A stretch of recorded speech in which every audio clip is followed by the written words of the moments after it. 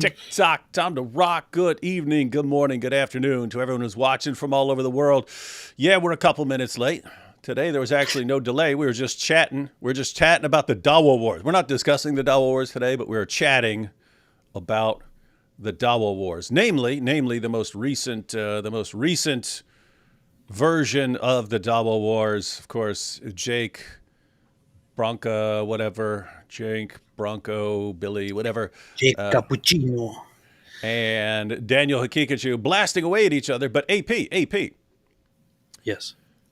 everyone assumed or thought or was told that the reason Jake backed out of the debate at the last second, the fresh and fit debate, was that I don't know what they said, but I've seen people who thought that like he had a bad internet connection or something happened or travel issues or something like that. But then he just goes in and posts a video and says, "No, these guys aren't defending the correct version of Islam that I wanted to defend, and so I'm not even going to be on. I'm not going to appear working with these guys."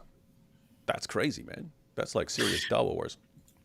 Yeah, I think that they actually said. I don't entirely remember, so I don't want to misrepresent them. But I think that they said that something last minute came up, or Jake had to go somewhere, which is why he couldn't attend, and it just jumped in. But they made some weird excuse instead of telling them that Jake decided not to go ahead. Um, which is quite telling because Jake now admitted basically that he didn't want to join Yeah, because they weren't defending authentic. They weren't going to give the right views on authentic Salafi Akida and so on. And so, you know what? Hey, I have to tell you, man, I may have seriously underestimated Jake. Like, I pick the Dawa guys that I like based on how much division and destruction they're going to cause. So you take someone like Ijaz, who had a horrible debate performance. Ijaz is never going to be a major Dawa guy. He doesn't have, you need something, right? You need like some sort of charisma or an ability to, thump your chest and say, me strong. You need some characteristic that is valued in the community, and he's kind of a little whiny pipsqueak and so on. So Ijaz, he's not going anywhere. But anyway, so you want your Ali Dawa was the one who threw me off. If before Ali Dawa became popular, you said, how much division could this guy cause and how popular could he become? I'd be like, waste of time, man. Waste of time. The guy's a joke. He's never going to be a huge influence in Dawa, never going to be able to be in a position to cause a ton of division. I was wrong. I would have been wrong. I would have been completely wrong about Ali Dawa. Somehow, I still don't know what it is. You've said before that somehow he appeals to like the kids generation, maybe because he sounds like a cartoon character. I don't know. But anyway, but the point is they're Dawa guys where Daniel Hakikachu, he's got a collection of valuable, important skills that will ultimately divide the ummah. Muhammad Hijab, that is a guy who will ultimately divide the ummah. Sheikh Uthman is a guy who's going to cause massive division in the ummah. But Jake, I'm thinking like, there's no way, man. Jake, no, waste of time. Not important to interact with him. Not important to respond to much stuff. Maybe toss something in there every once in a while about him. But this guy's not going to be of much benefit to ripping apart the ummah. Now he's just like blasting away at everyone in every direction, and I'm like, I don't know, man. This guy might have what it takes. Wild stuff, he man. might he might. The good thing about Jake is that he seems to have some kind of he's not honest. He's not a very honest guy. I can't say that he's honest. He has been, especially when it comes to dealing with the non-Muslims, he has been very, very, very, very dishonest here and there. However, when it comes to internal matters, when it comes to being honest about Islamic tenets, being honest about Islamic theology, and all that, then he gets very firm in attacking his fellow Muslims if they say something that is unacceptable to him. Mm-hmm. So, in that regard, he's actually quite quite good. He is quite good. Very He was also helpful. one of the few people who was popular, who are popular, and who called out Andrew Tate repeatedly for being such a degenerate, horrible person, somebody who praises himself, who deifies himself, and so on. He is one of the few people who actually called him out on that. So there is some great value, but there's also great value in great value at Walmart. Hmm. So that's the problem with that. Great value in Islam is just like great value in Walmart. But we've got some quite quite valuable up and coming Dawa guys. Because guys, like I keep a mental list, and there's only four. There's only four on my list who are like the most valuable in the amount of destruction they're eventually going to cause. And I've been saying for a couple of years now, we need a few more. We need like seven. You get seven of these guys, all crying for attention and trying to destroy each other. It'll completely annihilate the Dawa. And I don't know, man. Jake. But I thought no way, like almost close to 0% chance Jake was going to be a top tier Dawa destroyer from within. But now I don't know. I'm like 20 to 30% thinking he might be top tier, top drawer, the top drawer. Top tier. Hey guys, so what I wanted to do in this show, I was informed by one of my someone who's been a longtime supporter of the channel that there's a video that got banned in India. Video about the origins of Islam by Zafar Heretic. He's an atheist ex-Muslim, but it's about a 30-minute video. Anyway, it got pointed out that this video was banned in India, and that's fairly rare. I only had a couple, I think 2 videos ever that got banned in India. I had dozens, probably like 70 or 80 or something like that got banned in Pakistan. Pretty normal in Pakistan. But in India, harder to ban videos that are critical of Islam. So we're going to watch it. We're going to watch the video that just got banned. I think they had an Urdu version and they have the English version. We're going to watch the English version and check it out. Then there's a shorter video of Zafar Heretic where he explains how he became an ex-Muslim. So we'll go ahead and start out with that one first, just so everyone gets an idea. Who cares about India? India, who really cares about India? It's like, it's not a very great country. It's not a good country. It's not like a cool country. Why are you randomly attacking India in not a your fake way? It's not a very likable country. It's also it's kind of trash, to be honest. Like Dude. India, when it comes to the nature, the health system, and I want to tell you something else about India. They quite frequently do not understand joking and sarcasm. If you have people like English is second or third or fourth language, AP, and you say that, they're going, "What he's saying," and they do not. I know. I just wanted to. I want to contribute to making this live stream banned in India. So. Yeah, guys. So AP's joking, everyone, before you all flip out. It's I don't know where he got his sense of humor. Whether it's Germany or whether it's Germany, now he's calling you all babies. But whether he got it in Germany or Turkey or the U.S. or whether he was just born that way, we do not know.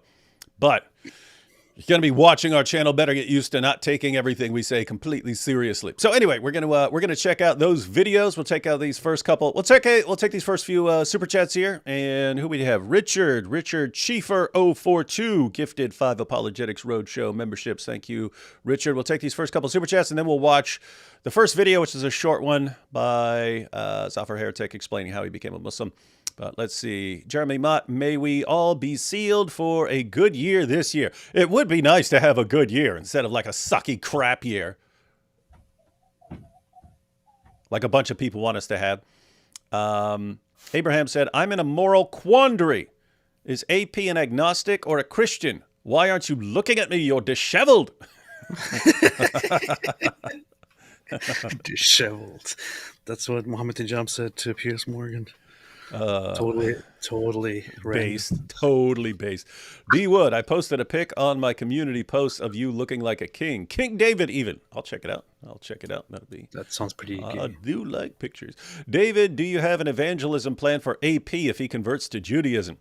Hey, you know what'd be hilarious if you if you converted to Judaism and then like 2 years later you converted to Christianity and you'd be like, yeah, I was a Muslim, then I was an atheist, then I was an agnostic, then I was a Jew, and now I'm a Christian. That'd be funny. Or you became Messianic Jew even though you're not. Yeah, Anyway, yeah. guys, hey, suspiciously warm pager. I'm just going to watch what happens, and whatever it is, I think it's going to be entertaining. I should have explored the other ones too before this. Though I should have like converted to, I don't know. I Hinduism. should have gone converted to Hinduism, You have said Buddhism. in the past you thought about Buddhism, that you did like things in Buddhism or something like that. I did. I actually spent quite some time, several months, just studying Buddhism and reading Buddhist books and listening to Buddhist stuff and learning it all. And then the thing is, I was kind of a little bit impressed and also a little bit amazed by Buddhist thinkers and thought and all that. But then, as I continued with it, I just became less and less and less impressed with it. Hmm. Honestly.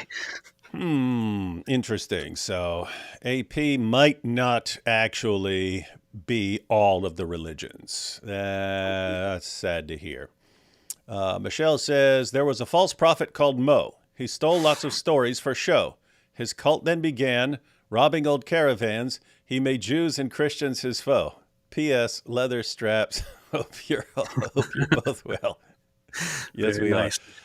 AP, will we ever see you make your Speaker's Corner debut? No, because he will be brutally murdered. I don't really want to, honestly. I want to go to lots of places, even controversial places, but I really honestly don't have the desire to go to Speaker's Corner. I understand why it's something for David, for example. Like you would go there and you could totally participate in the shouting and all that. I wouldn't do it. I would just get tired after a minute and want to Yeah. leave. Here's the thing. It's your presence that would be interesting. You could just go and stand there and watch everyone scream and just flip out at you. We should just, hey, you and me should just show up to Speaker's Corner and just go stand there, not say a word, but just stand there for like 2 hours while it's just recording the reaction. That'd be funny stuff. We should wear a statement or something and then just walk Yeah. around there. Yeah. Just a pick a T-shirt that says something. We each have something different, and we just stand there with that in everyone's faces. Classic D Wood and AP. Islam came from Lucifer through Momo, sustained by PPL. Does that mean people, or does that stand for something? It means people. Sustain. It's people. It's people. Anna says, I wonder if there is a way to lift your ban in Canada, eh? Eh? Canadian Christians seem to be very apathetic about Islam, eh? We need you guys here, eh? Well, AP's free to travel. I'm not. If anyone doesn't know what we're talking about, I'm not allowed in Canada because I'm a convicted felon. I had a flight that went through Canada once, back from the UK. And going back from the UK, there was a layover in like Toronto or whatever. They were waiting for me when I got off the plane. They caught him. They caught the dizzle. People thought they couldn't catch the dizzle, but they caught the dizzle, man. But there is such a thing where if you are a convicted felon, you cannot go Canada. Yeah, you have that. to put in all this paperwork and go through this legal route and stuff like that to try and get access to them. Like, I don't want to go there that bad. I was just going through on a layover. Anyway, they took me in the office and sat me down and explained the law and told me if I ever show up again, I'll be arrested immediately. And then they had a guy with a machine gun. And then they had a soldier with a machine gun escort me to my gate so they could make sure the dizzle got out of their country. Base. I always wanted to go to Canada. I was exchanging thoughts to go and have a chat in person with God Son. Maybe that's something I should explore. And maybe you You should should work definitely on do that.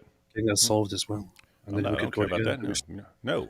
Gad's Head has to come to us. Or you have to go up there. From Arabia, thanks for watching. Have a good night at Sheikh Mike Wingjalinj from Arabia. Susan says, I interviewed Mark Dury on my YouTube channel, on Islam. Huh. Susan Well, he's has sharp.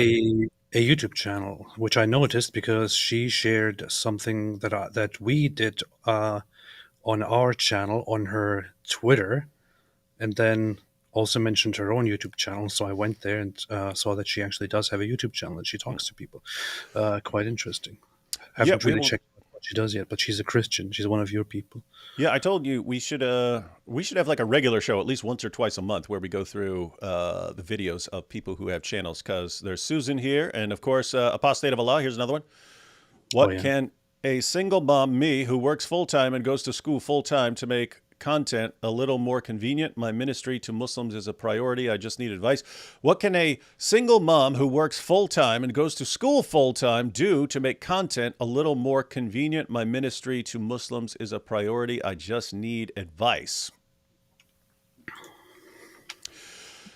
Um, well, You're a mom. I don't know how to answer, but you can probably. yeah, as far as my experience, I mean, I started YouTube when I was teaching at Fordham and in graduate school, and so had to kind of scrounge around for time and so on.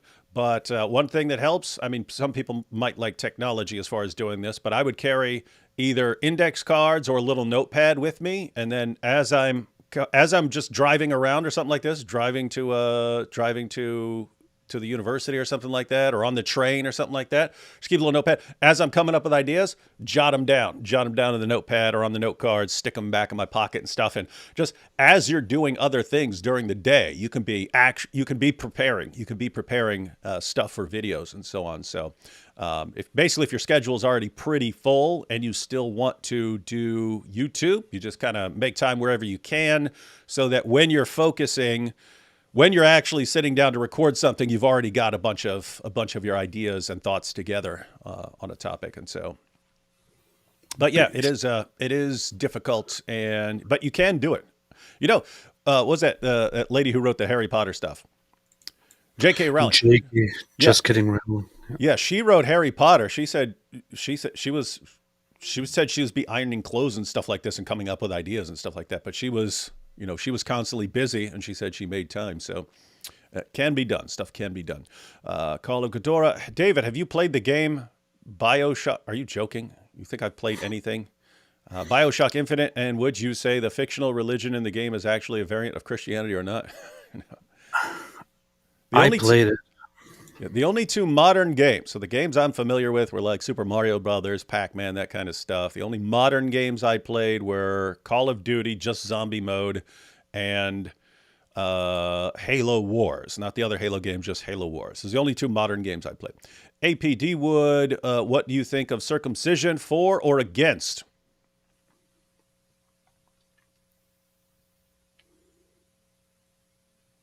Are you for or against circumcision, AP?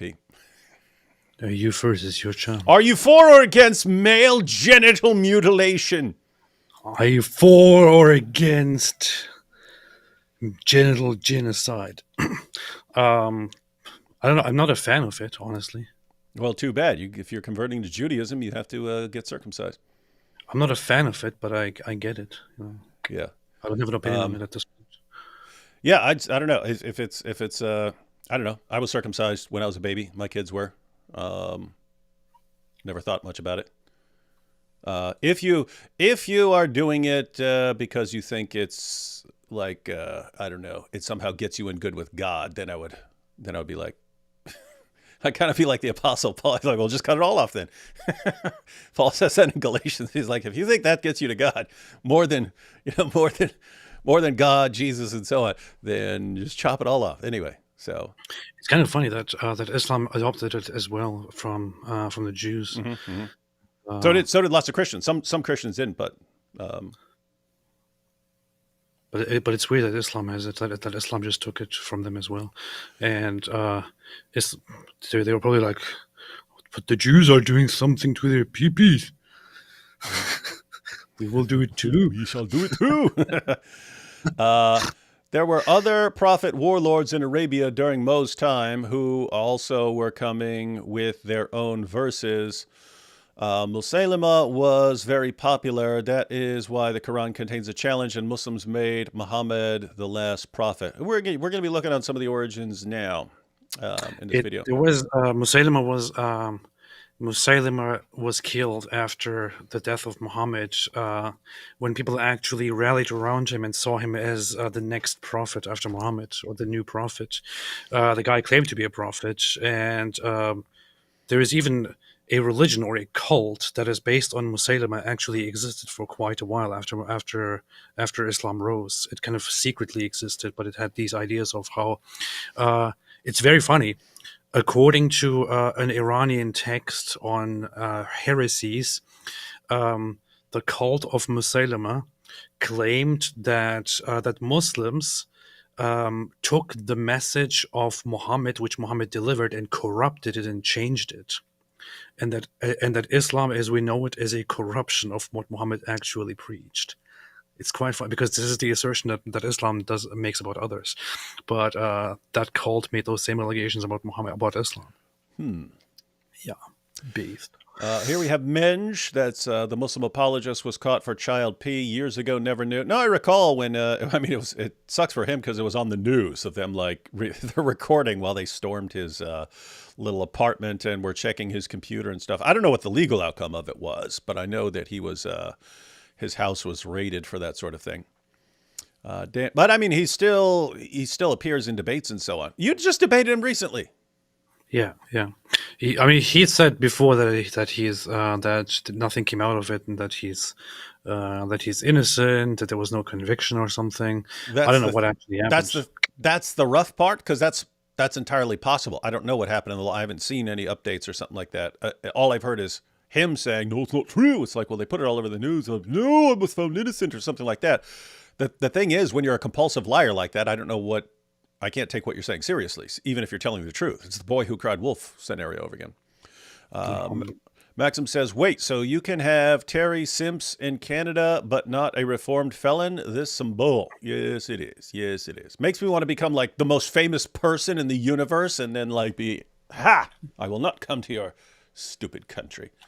Remember me. It would be like in Pretty Woman, where they wouldn't let her, they didn't want her shopping in the store because she was a prostitute. But then she came back all like super rich, dressed all fancy, and then I don't want to buy anything at your stupid store. Huge mistake when you ran me out of your store. That's what I'll be. I'll be like Julia Roberts in Pretty Woman. Show up and they're like, "Oh, come to Canada, come here, come to Canada." And I'm like, "Ha! Huge mistake, wrong. I just Pretty Womaned you. I Pretty Womaned you. Ha!" Cracks me up. Let's see. Can you do that fantastic voiceover that sounds like Wazulu? Wait, what? What is this? You know what this is talking about? Can you do that fantastic voiceover? Sounds like Wazulu haha X. What? I don't even know what this is about. Anyone else know what this is about? I don't. Do you mean my sound?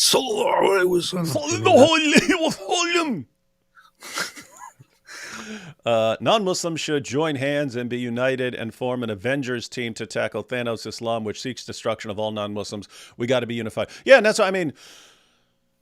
The video we're watching is Zafar Heretic, so he's an atheist who will be more in like the new atheist camp as far as his views on people becoming more rational if they become atheists and they become more scientific and so on. And so, at the end of the day, I don't think that actually works. It doesn't happen. But as far as ex-Muslims, yes, ex-Muslims need to be united, whether they're ex-Muslim Christians, ex-Muslim atheists, ex-Muslim Hindus, whatever. You guys are all in the same category as far as Islam calls for all of your deaths, and that should be enough to unite you on that issue. Indians seem to really support Israel. My Indian friend referred to himself as Indian, not a feather Indian. Indian, not a feather Indian.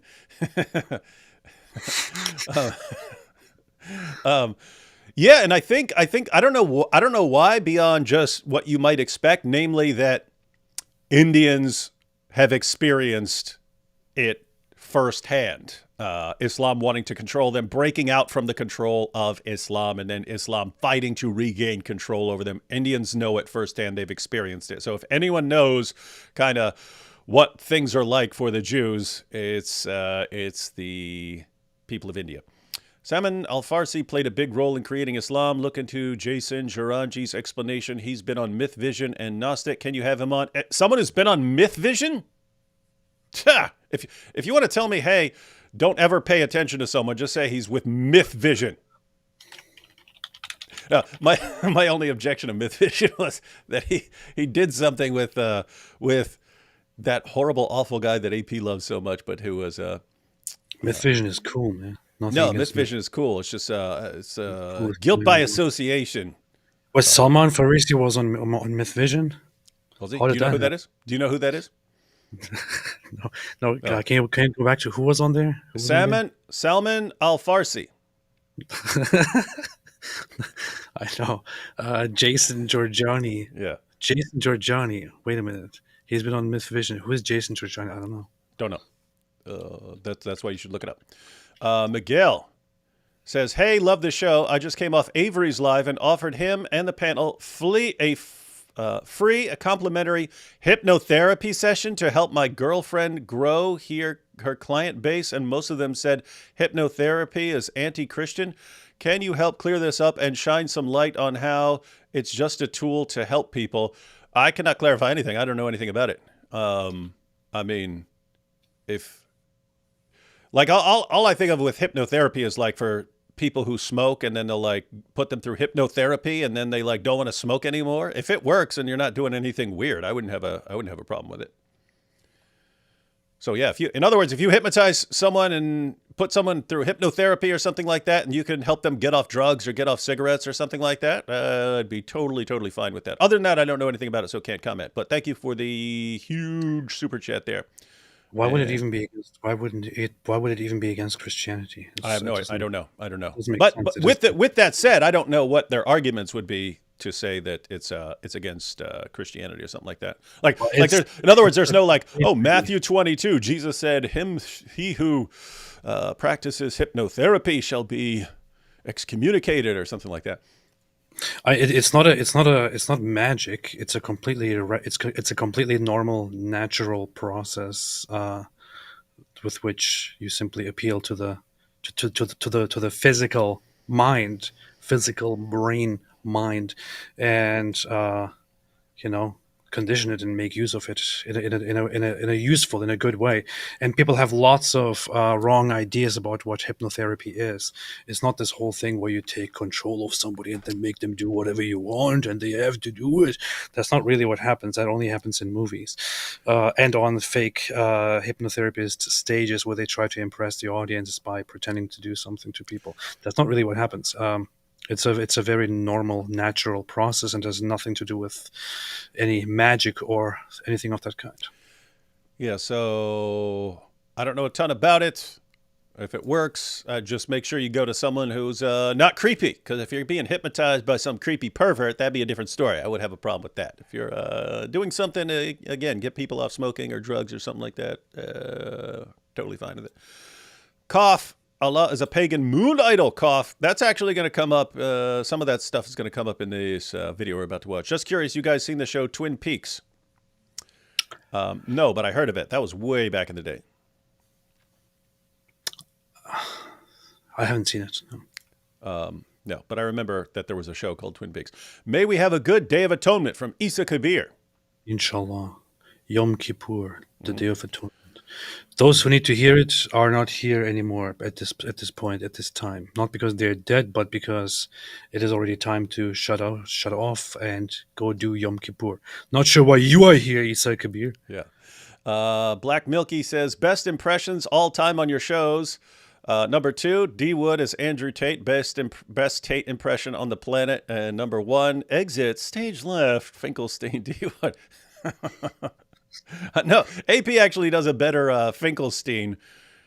See, we've talked about this before, in that if you're doing an impression, your goal can be to sound like the person, to sound exactly like the person, or your goal can be to sound like an exaggerated, silly parody of the person. And both those kind of work. So AP can sound just like the guy, and I'm just imitating Snaggletooth or Snagglepuss or whatever his name was from the old cartoon. Exit, stage left. Two more here. India is the only country where Jews never suffered persecution. A Jewish general in the Indian army helped defeat the Pakistani army and create Bangladesh in 1971. Huh, I did not know that. This is pure India propaganda. India propaganda. Hypnosis, haha, silly Kufr will believe anything. From Sheikh Mike Wingeling. Thank you. Yes, we'll believe anything. All right, ladies and gentlemen, let's go ahead and watch this first video. It's a shorter one from Zafar Heretic. So, let's see. Here we go. Why I left Islam. This is an atheist channel, which tries to convey the truth of Islam to Muslim people and make them humanists and rationalists. Our aim is not to spread any kind of hatred towards Muslim people or to humiliate them. You don't want to humiliate them? You have to humiliate them. You have to. We have to destroy them. You have to humiliate them. Okay. And here we go. So this is Zafar Heretic on why he left Islam. Hello and welcome. I am your friend, Zafar Heretic, your host and well-wisher. Like and share this video, subscribe to my channel, and don't forget to press the bell icon so you don't miss any updates. This is not a new video. It has been taken from my first Q&A, where I replied in short to the questions of many people regarding why I left Islam and why I became an atheist. Many people liked it, and several demanded to bring this video separately so they can share it. And because this is a small video, I could manage to add English subtitles into it. Also, a lot of people asked me to create a Patreon account, so I created it. I have placed it in the About section of my channel. You will also find this in the comment section of this video. So you have links to Patreon and PayPal there. If you don't know Zafar Heretic, you might not know whether you want to support him, but that's where you'd find that because we're about to go through the videos. If you like what you're seeing, then the music is very creepy. I'm kind of scared. You're creepy and scared. We hang out, so. So, let's start now. I am from a modern Muslim family. Wait a minute. How are you a little blonde? How are you a little blonde-haired kid? Come on. Come on. You're not. My name is John. My name is John. That is the most like Swedish-looking kid. Anyway. I was not following Islam very much in life, but I had full trust in God. Apart from my parents, there are two more siblings. They were always neutral since childhood, but when I was a child, I used to pray namaz and used to fast as well. When I grew a little more, I applied logic. Oh, people are saying he's significantly louder than us. I can turn that on. Okay. I'll turn that down a little bit, hopefully. Turn it down. Turn it down. If God is equivalent to parents, then why does he ask us to be hungry for him? And why would he ask to do the stupid namaz practice? Did he say God is... Huh? You didn't change much. It's still extremely loud. I turned it way down. Who are you? Stop lying about me. No, you didn't. It's exactly the same. Later on, I left those practices, but I still had God in my life. I was not even 18 yet when I started a small job in an office. Muslim colleagues at the office tried telling me that fasting is mandatory for all Muslims, but I ignored them. I was sure that the God who created us would be much more powerful and intelligent. Why would he ask to do some stupid practices? However, I hadn't read the Hadith or Quran with meaning yet. I sometimes used to share good posts of Islam on Facebook. Then, I used to block people who abused Muhammad in the comments. Beast. That would be me. No, I never got blocked, but... I used to think they were spreading hate. How could it be possible that a person who started such a big... What are you talking about? I don't know what you're hearing. I have it. I'm looking at the audio levels right now. I turned it down like 40 freaking % so that it's lower, significantly lower than ours, and you're still whining. I don't know what you're hearing. Hang on. Guys, we'll ask. Still loud. D-Wood, turn it down a little bit. All right. Guys, I'll play it down. I turned it down more. Tell us if we're basically even. We're basically want to know if the audio level is significantly louder than us speaking here. So religion would have been of that character, what they claim. Although I had a lot of questions in mind because I studied science in school, I never liked discussing it with Muslim scholars because I never liked the way... They're saying, no, some people are saying it's somewhat loud. I don't know what to do. People are saying it's fine. It's basically... Some people are saying it has not changed. Let me turn this all the way down, and then people tell me if it's still the same. Hang on. They said that God is it quieter now? Can never be questioned. Now it's quieter. Okay, so now it's quieter. Okay, so I know this volume control is changing. Like they were uneducated to me. And I was this is waiting it. for a person who could put Okay. science and Okay. Islam together. Is that right? I could have left Islam at that time, I think that's but okay. then That's okay. Is that even now, guys? I think that's Hey, okay. Yeah. great. If you're still saying too loud, I will destroy your life. Now people are saying too quiet. Fine. Too loud. Okay, I'm not believing any of it. I'm just going to believe AP from now on. Okay. Yeah. Let me back up because we've got Zakir Naik on the screen. Back it up. Did you see that clip of Zakir Naik? That clip that we should have played that, but Zakir Naik where he's just saying, if they were guilty of what? Of raping someone, can you be forgiven? And he's saying, yes, you can seek forgiveness from Allah. And he talks about all these things, and there are 5 different ways. And then he gets to, have you harmed the woman? Have you harmed the woman? And he says, well, if she's dressed inappropriately, no. He's basically saying that she was asking for it, and you haven't harmed her. You haven't harmed the woman. You do not need to seek to make things right with the woman that you've raped if she was not dressed Islamically. Yeah, he says if the woman doesn't follow the rules of covering herself up completely, covering everything, whole body except the face, then it's her own fault. religion Yeah. He invited to would the have been We need to. You don't want to make an entire live stream out of that, but we might want to bring that up in a related live stream. of that character, what they claim. Although I had a lot of questions in mind because I studied science in school, I never liked discussing it with Muslim scholars because I never liked the way they said that God and his messenger can never be questioned. I never liked that behavior. All the scholars seemed like they were uneducated to me, and I was waiting for a person who could put science and Islam together. I could have left Islam at that time, but then I watched a show by Zakir Naik, a medical And doctor. he saved the day. I was a little happy that I found at least one person who could present a scientific version of Islam to the world. Scientific I version. took the manipulated science of Zakir Naik seriously and came back to Islam again, peaceful Islam. But this lie could not remain for long.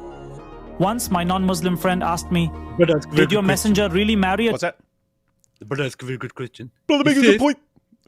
He said Chapter number Is 15, the Quran- verse number 22. it complies with science. But let me tell you that the Quran is completely in line with science. I don't know. How does that answer the question? That's pretty good. That's pretty good. Zakir Naik is never one I've never. It didn't come naturally to me. Like I could hear Ali Dawa a couple times and just do that. But Zakir Naik is a little rougher because he's got some weird speech impediments and lisp and stuff going on. Would require some practice for me. child of age 6? I replied, no brother, these are just fake stories to spread hate. Oh wait, Could going not back. remain Let's talk for about long. Aisha. Once my non-Muslim friend asked me, did your messenger really marry a child of age 6? I replied, no brother, these are just fake stories to spread hate. He did not reply, but I had a thought this time that I should really look into Islam now. So if anyone makes any such claim, I can answer with reality. First of all, I picked up the Quran and studied it with meaning. I thought for a moment that the translation could be wrong, but when I studied the explanations related to the Quran, I was shocked.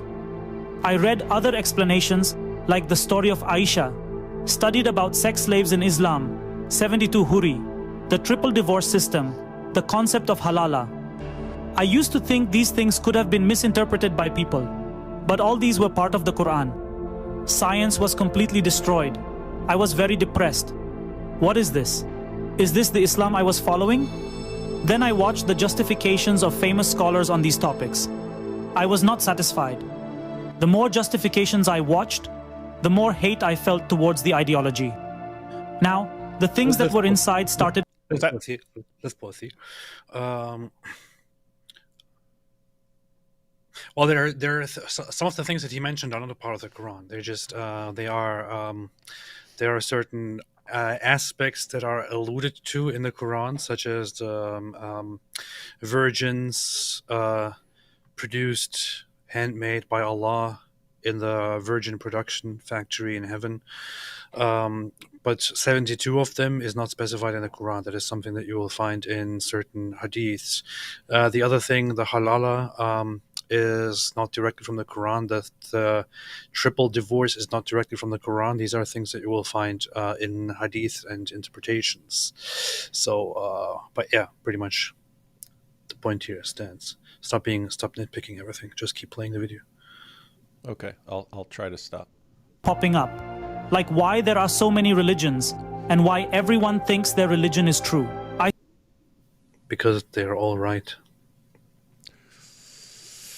That's a rough... See, here's the thing.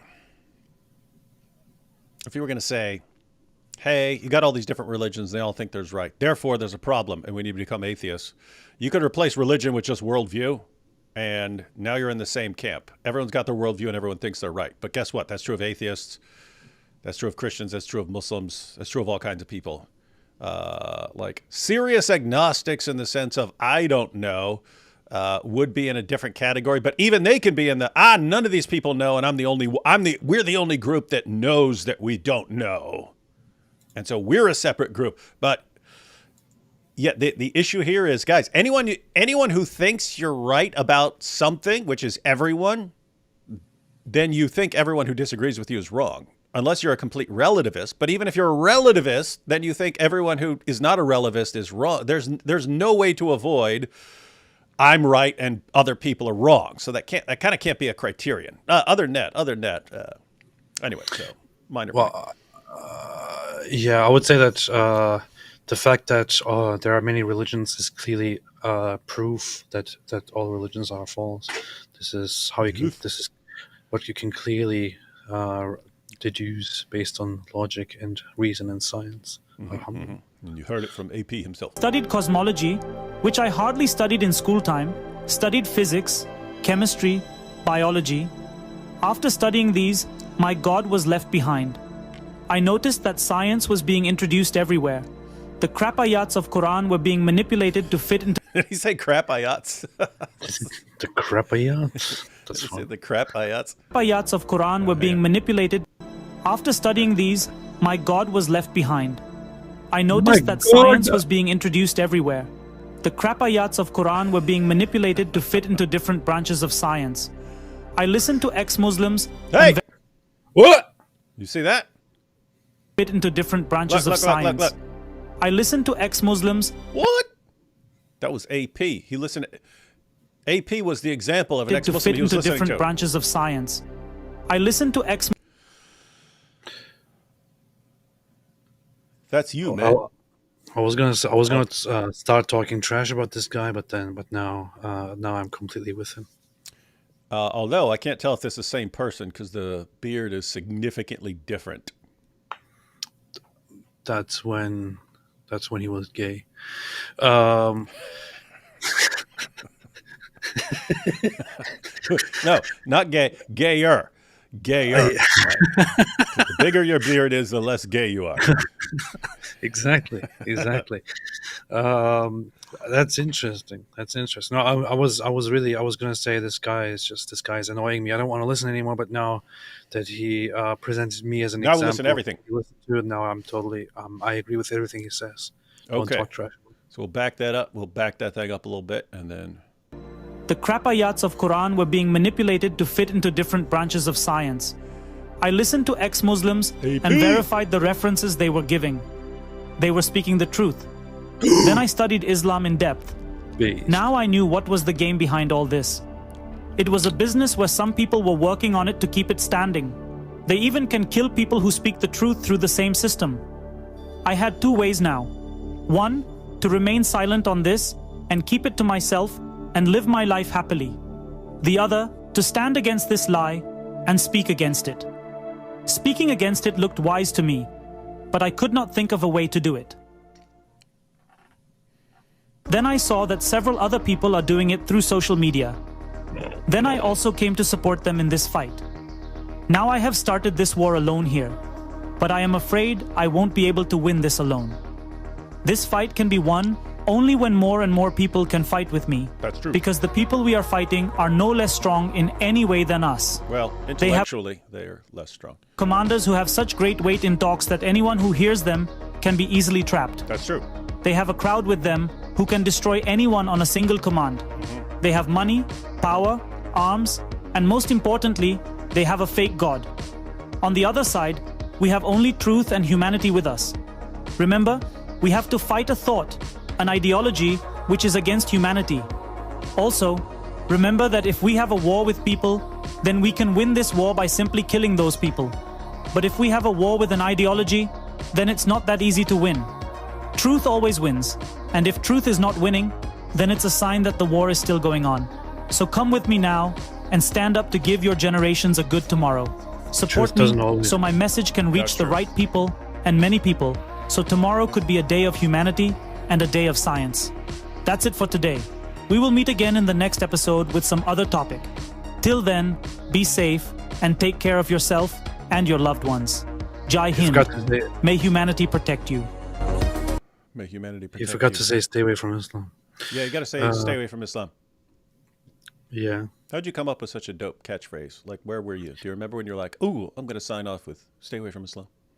You know what's funny? I think I never actually decided to turn it into a phrase until I made a video in which I said it. And then I thought, hey, that sounds kind of cool. So, so I just kept repeating it, and then it caught on. And people loved it. It's hard. It's hard coming up with a good catchy catchphrase like "TikTok, time to rock." Indeed. Hey, so he was making there towards the end is making a very important point about you have a lot of Muslim speakers. They have a lot of funding behind them. Even though they'll go to war, you take one of these Muslim speakers like Zakir Naik, and if you have a room full of people who don't know any better, he will sound very convincing and so on.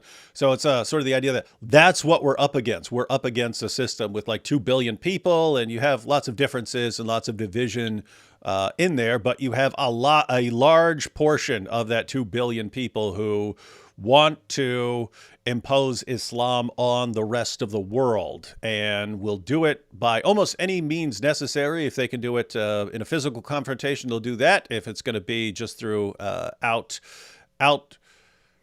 babying other people by producing more babies, higher birth rates, they'll do that. Immigration, all sorts of means. That's kind of what you're up against, and it's a situation where there are lives on the line.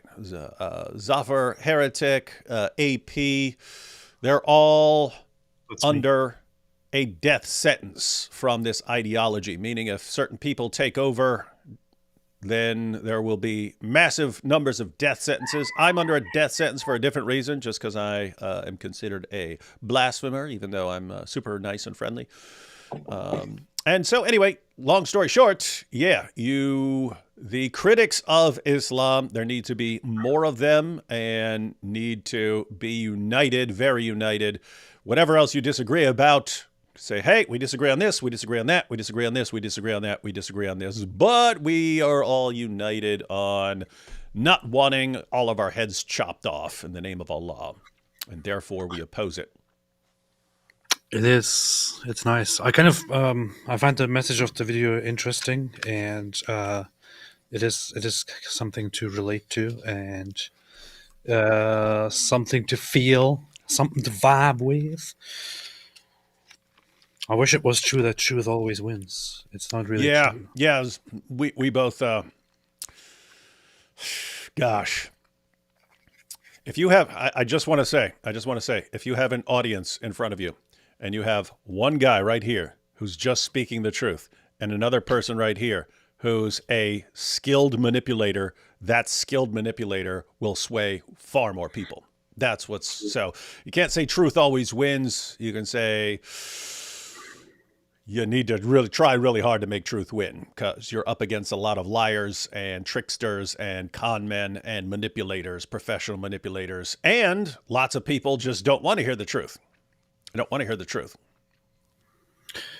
Death always wins. And that's why it's rare to have a politician who just gets up there and just speaks the truth. They're always trying to trick somebody and making stupid promises that they have no intention of keeping and so on.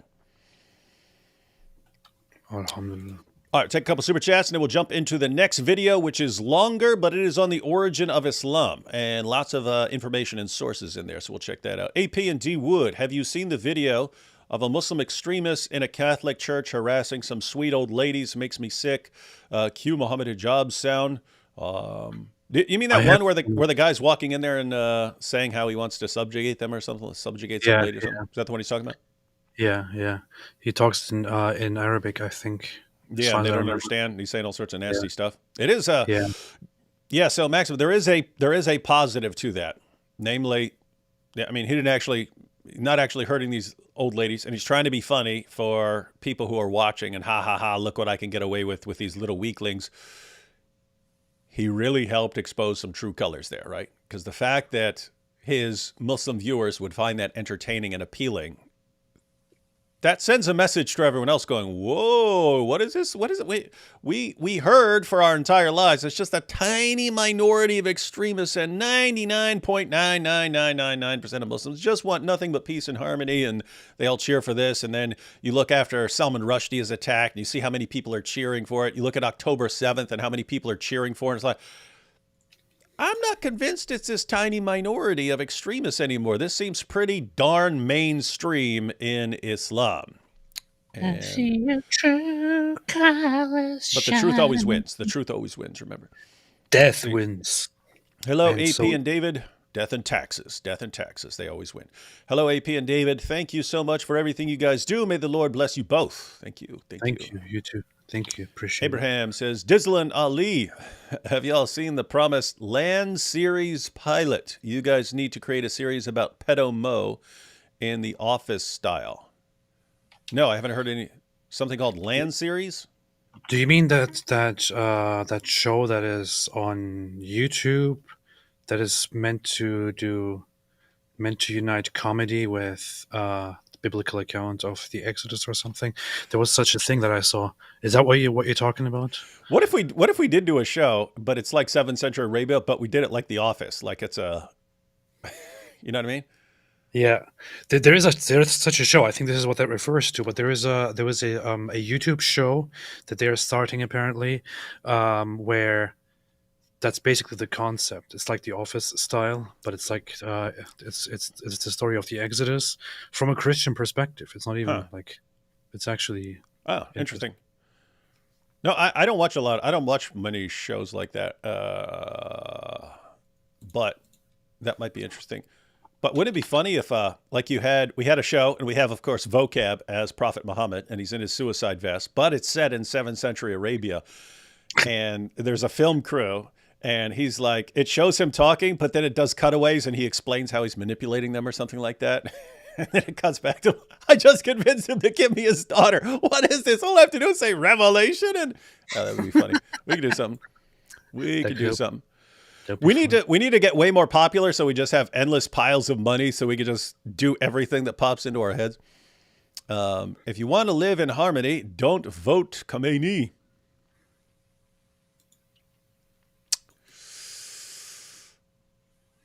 You can't vote for him. You can't vote her again. Yeah. If you don't want Khomeini in power, your best bet right now is Israel getting really ticked off at him and getting rid of him. That would be based. If you have to choose one piece or if you had to choose one piece or world peace, one piece or world peace, I'd go with world peace. I would say neither of them. Hey, we have Goat Hub here. Says too loud. I can still hear AP. Turn it down. How dare you! Aprendo mucho de sus videos. Gracias por valioso trabajo. Solo pasé a saludaros. Rende para rico suave. I don't know any Spanish that I didn't learn at Taco Bell. I appreciate that. I agree with that entirely, and I appreciate it. Thank you. Ein Berliner mit Berliner. AP. Ich mache mir Sorgen dich. Ständig diese gekämmte Scheitel. Du liest Mein Kampf und sprichst ständig über Krieg und Juden. Just kidding. Love you. This is a good comment. Says I'm worried about you. Always the hair like this. Mein Kampf, and I read Mike. Oh, yeah. Like your hair. You always talk about war and Jews. Yeah, it is. Nice.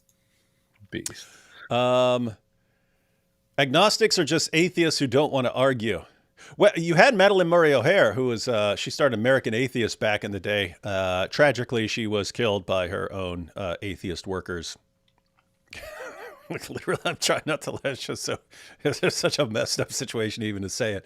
But she used to say that agnostics are atheists without guts, which is interesting because when the new atheists came out, they basically turned atheism into agnosticism and just said, we just lack belief in God. We're not saying that God doesn't exist. We're saying we lack belief in God, which, I mean, agnostics lack belief in God. So, I mean, you had an important distinction back in the day between people who said there is no God and people who said, I don't know. And that was a distinction. And then the new atheists removed it and just said, we lack belief in God. Okay, what do you call a person who just says there is no God? What do you call that person? Because it used to be atheist and now it's not. Anyway. Anyone else find themselves bobbing their heads side to side listening to this guy? Yeah. He does put some dope beats in there. Your mama unalive so many, I don't you like see. the whole electronic music synth wave vibe. It's kind of fun, but also not. What? I should write a script and have whoever edits those videos edit one of my videos to make it super cool, because that's the stuff I suck at. Your mama unalive so many, you see. Alhamdulillah. We do need to come up with the Battle of Your Mama jokes.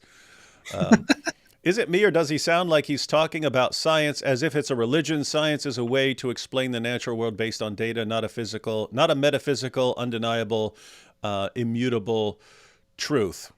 Well, you can mean different things by science. You could refer to a methodology, the scientific methodology. You can think of it as a body of conclusions based on the scientific method and so on. So you can think of it as, but yeah, it does get treated as like a sort of a ersatz religion for a lot of people. Did you just say ersatz? No, I didn't. You just misheard me. Please don't say that anymore. I will never ever say it again, just for you. Truth does always win in the end. That's true, but like way down the road. Truth does always win in the end. However, this is a long-term matter. Yeah. The enemies of the truth fight fiercely to suppress that victory and delay it. That is indeed the truth. Number one reason why I will never believe Islam, the single fact that the founder pulls revelations out of his rear end just for his own gain, is enough. There is, first off, I would say that there is no universally agreed form or a necessity to say that the revelations have to come out of your mouth. You know, there is nothing that says if they come out of your behind, then it means they're false. What if this religion is meant to be that way, that revelations actually are true, but they are also meant to come out together with the excrement? We don't know. I don't think that this is logically sound. However, I get the point, and I agree. And this is one of the most powerful issues against Islam. And it's one that, if you're trying to convince a Muslim, this is a good direction to go. Pointing out, hey, isn't it convenient that he tells everyone they get 4 wives, he gets more? Isn't it convenient that he sees Abu Bakr's little daughter and then gets a revelation saying, yeah, you can have that little daughter? Isn't it convenient that he swears an oath to his wives to stop having sex with this slave girl in his wives' beds and so on, and then he gets a revelation telling him he can break his own oath? Isn't it? Aren't all these revelations convenient? He sees his smoking hot adopted son's wife almost naked, lusts after her, and then, shocker, gets a revelation saying, oh yeah, you need to basically cause a divorce. You're causing a divorce by lusting after her, and then you need to marry her. This does not look terribly suspicious, but the main issue, guys, is this won't sink in for Muslims unless they hear about it, and they're not going to hear about most of these issues from their leaders. They have to hear about it from us. So that's along the same lines as what Zafar Heretic was pointing out, that the people who are lying and spreading nonsense are pretty well organized, pretty well funded there, and therefore we need to be relentless. All of us need to be relentless in responding to it. So Isa here says, hey bros, do you think I should debate Nadir on the Quran and Islam on not being scientific? No. No. You're on the Muslim side of this issue. You should be his partner in debating other people. There absolutely is no point in debating Nader or debating with Nader.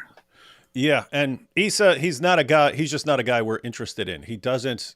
No one likes him. No one likes him. So if you crush him, you could crush him. It doesn't. You didn't make a difference for anybody because no one pays any attention to him.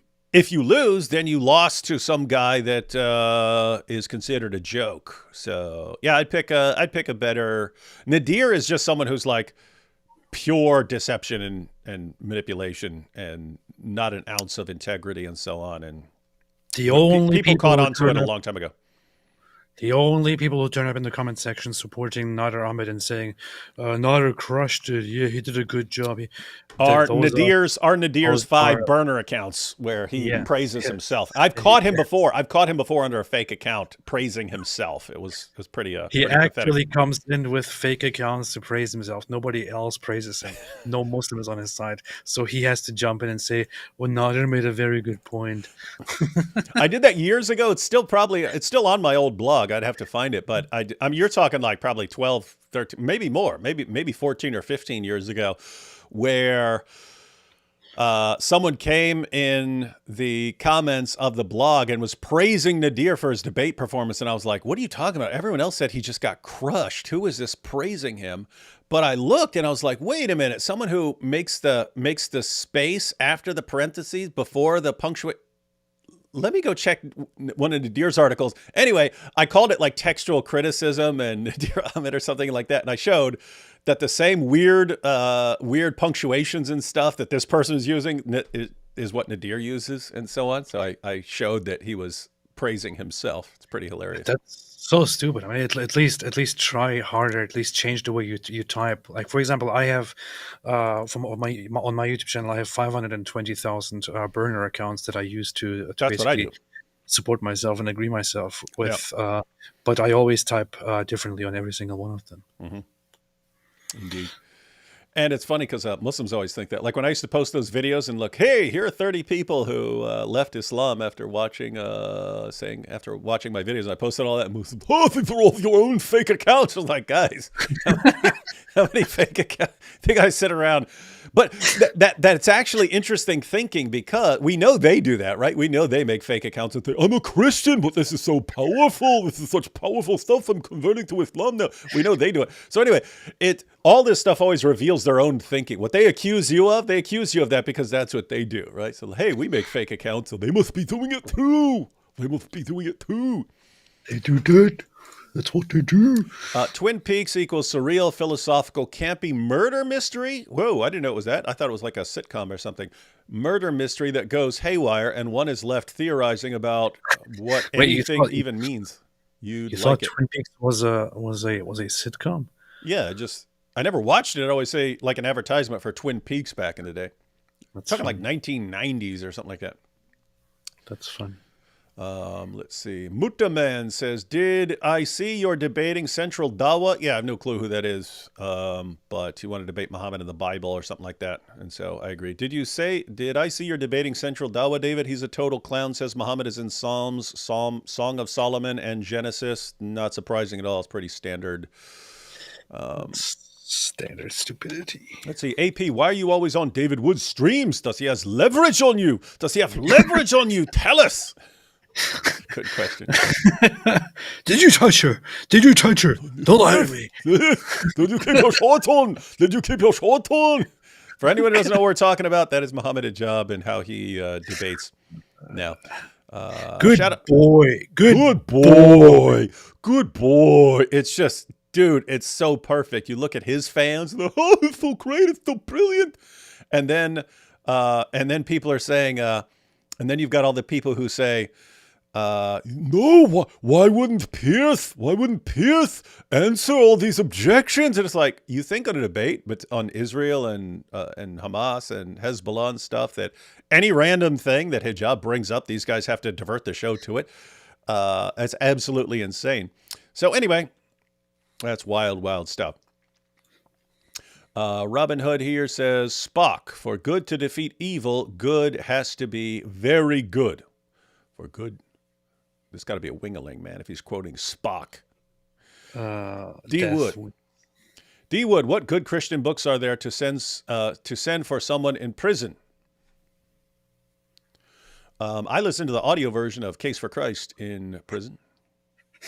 I totally read this wrong. I thought it's asking for books that to make somebody go to prison. Oh.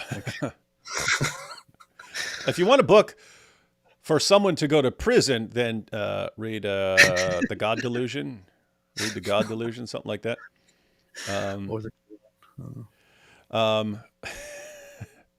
D. Wood, what books are there for? So something like that. And it also depends on what the person's dealing with. Like I also read Answering Islam in prison.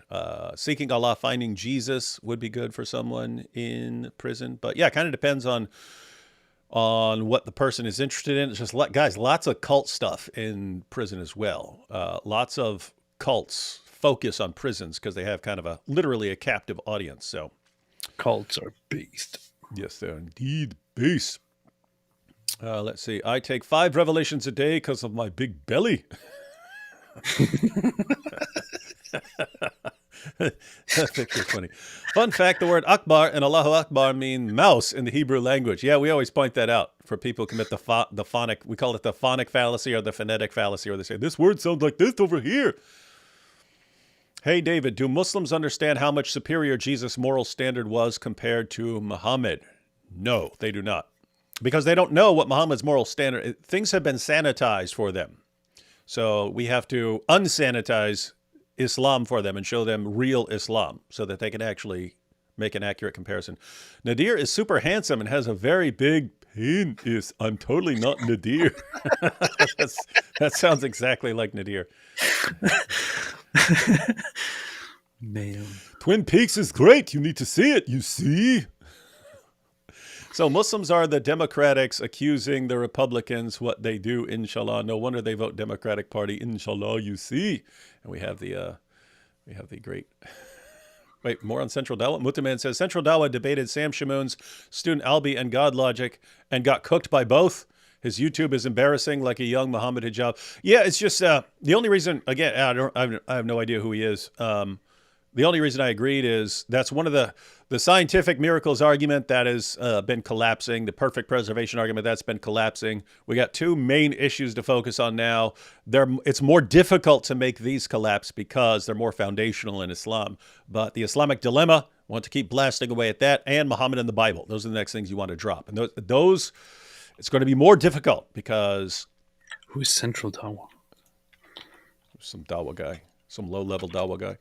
It's a TikTok Dawa guy with 700,000 followers. Oh, he's big on TikTok? Huh. Oh, okay. That's interesting. No, okay. In fact, no. Wait. What? Not followers. Wait. Not followers. Sorry. Hold up. Okay, only 30,000 followers. Correction. Okay. Yep. Let's see. But you see, Muhammad is in the Bible when it warns us about false teachers and false prophets, you see. Yeah, that's the funny part. You know, the Bible can say over and over again, guys, false prophets, false teachers are going to come. This is what they're going to do. Muhammad does all of it. And then they say, you see, Muhammad is a true prophet according to the Bible. What's happening, David and Ridwan? God bless you. Have you seen the latest Islamic all-male Diddy dance? I'll post in the chat so you can enjoy the laugh. No, have not seen that. I don't think you can actually post links to stuff in the chat here. I have it set because way back in the day when people could post links, you had a bunch of followers of a certain religion who would just post a bunch of porn in there to try and distract from every live stream. So I had to disable people sharing links unless they're unless I give them that ability or something like that. Anyway, all right, you ready, AP? You ready to check out this video? No. So this video, ladies and gentlemen, was banned in India, and we're going to find out why. So something in this video made enough Muslims complain to get the government of India to ban the video in the entire country. We're going to find out why this video was banned. This is an ex-Muslim atheist channel, which tries to convey the truth of Islam to Muslim people and make them humanists and rationalists. Our aim is not to spread any kind of hatred towards people based on their religion or faith. Muslim brothers are requested to verify the sources given in video and start thinking differently. Is the best and final religion of God copied from somewhere? If so, Where did it come from? And if copying is wrong, how much worse is it to copy and then claim originality? Copying In today's based. video, we will explore the origins of Islam, the name of Muhammad, his haircut, his prophethood, and where his knowledge of the Bible and Torah came from. Not enough videos about Muhammad's haircut. Anyway, this is but it's kind of, you were just kind of pointing it out. Muhammad would just hear about something that the Jews or Christians were doing and so on, and then he would have to do it too. Yeah, he would go like, and even what, the Jews are circumcised? We need to circumcise. he actually did the whole thing as well. The beard, the way the beard is done is, he says the Jews do it like this and the pagans do it like this. Don't do it like them. Do it like this. Do it like this. And so, what else? What else? The copying. Oh yeah, when he was talking about was Islam copied. Yeah, I just made a video. That was my last video I think I posted, was 5 times Muhammad actually copied the New Testament. And these are hadiths where Muhammad is clearly copying something that he heard Christians saying about the New Testament and passing it off as revelation. The response from Muslims is always, but it's true. And that's why, of course, Muhammad could teach the same thing as other people and so on. Issue is, one of the things he copied was from Paul, the Apostle Paul, which wouldn't have been a problem for the early Muslims, because early Muslims actually believed that Paul was an apostle. It's later Muslims who realize they have to blame, they need someone to blame for our records of Jesus not lining up with the Muslim version of Jesus. And so they had to blame someone. And at first they were like, oh, we'll blame the Council of Nicaea in the 4th century and so on. And then over time they realized, no, this stuff goes back to the 1st century. So they needed someone in the 1st century that they could blame for corrupting the message of Jesus. They couldn't blame Jesus' original apostles because according to the Quran, they were devout Muslims. So they needed to blame someone else, and they settled on the Apostle Paul. So isn't it weird that Allah copies the Apostle Paul? Weird stuff. Allah After is this, the best copiers, and copying is good. He's Yeah, the best of so I'm plagiarists. checking the thing. Do the opposite of what the polytheists do, let the beard grow and clip the mustache. Jews and Christians do not dye their beard, do it differently. These are some of the things. Something about your sleeves, your pants, your hair. These are things that Muhammad actually said. Not joking. It would be funny if he also said, the Jews cut off the foreskin of their pee-pee. For you, you shall cut all of it off. Cut off your whole pee-pee. Cut off a whole pee-pee so you can be even better than the Jews. Hey, we could actually, if we actually did a sort of like office-like show about Muhammad, you could show him like debating what he should do. Should I have them cut off a whole pee-pees? But no, then how would I talk?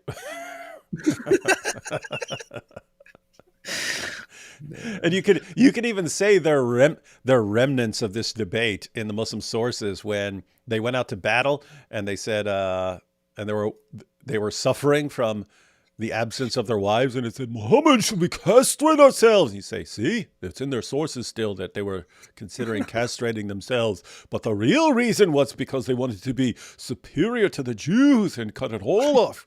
Not just a little bit of skin. We'll go all the way and chop it all off, you see. All of it was strong. Very strong. Real men cut off the whole pee-pee.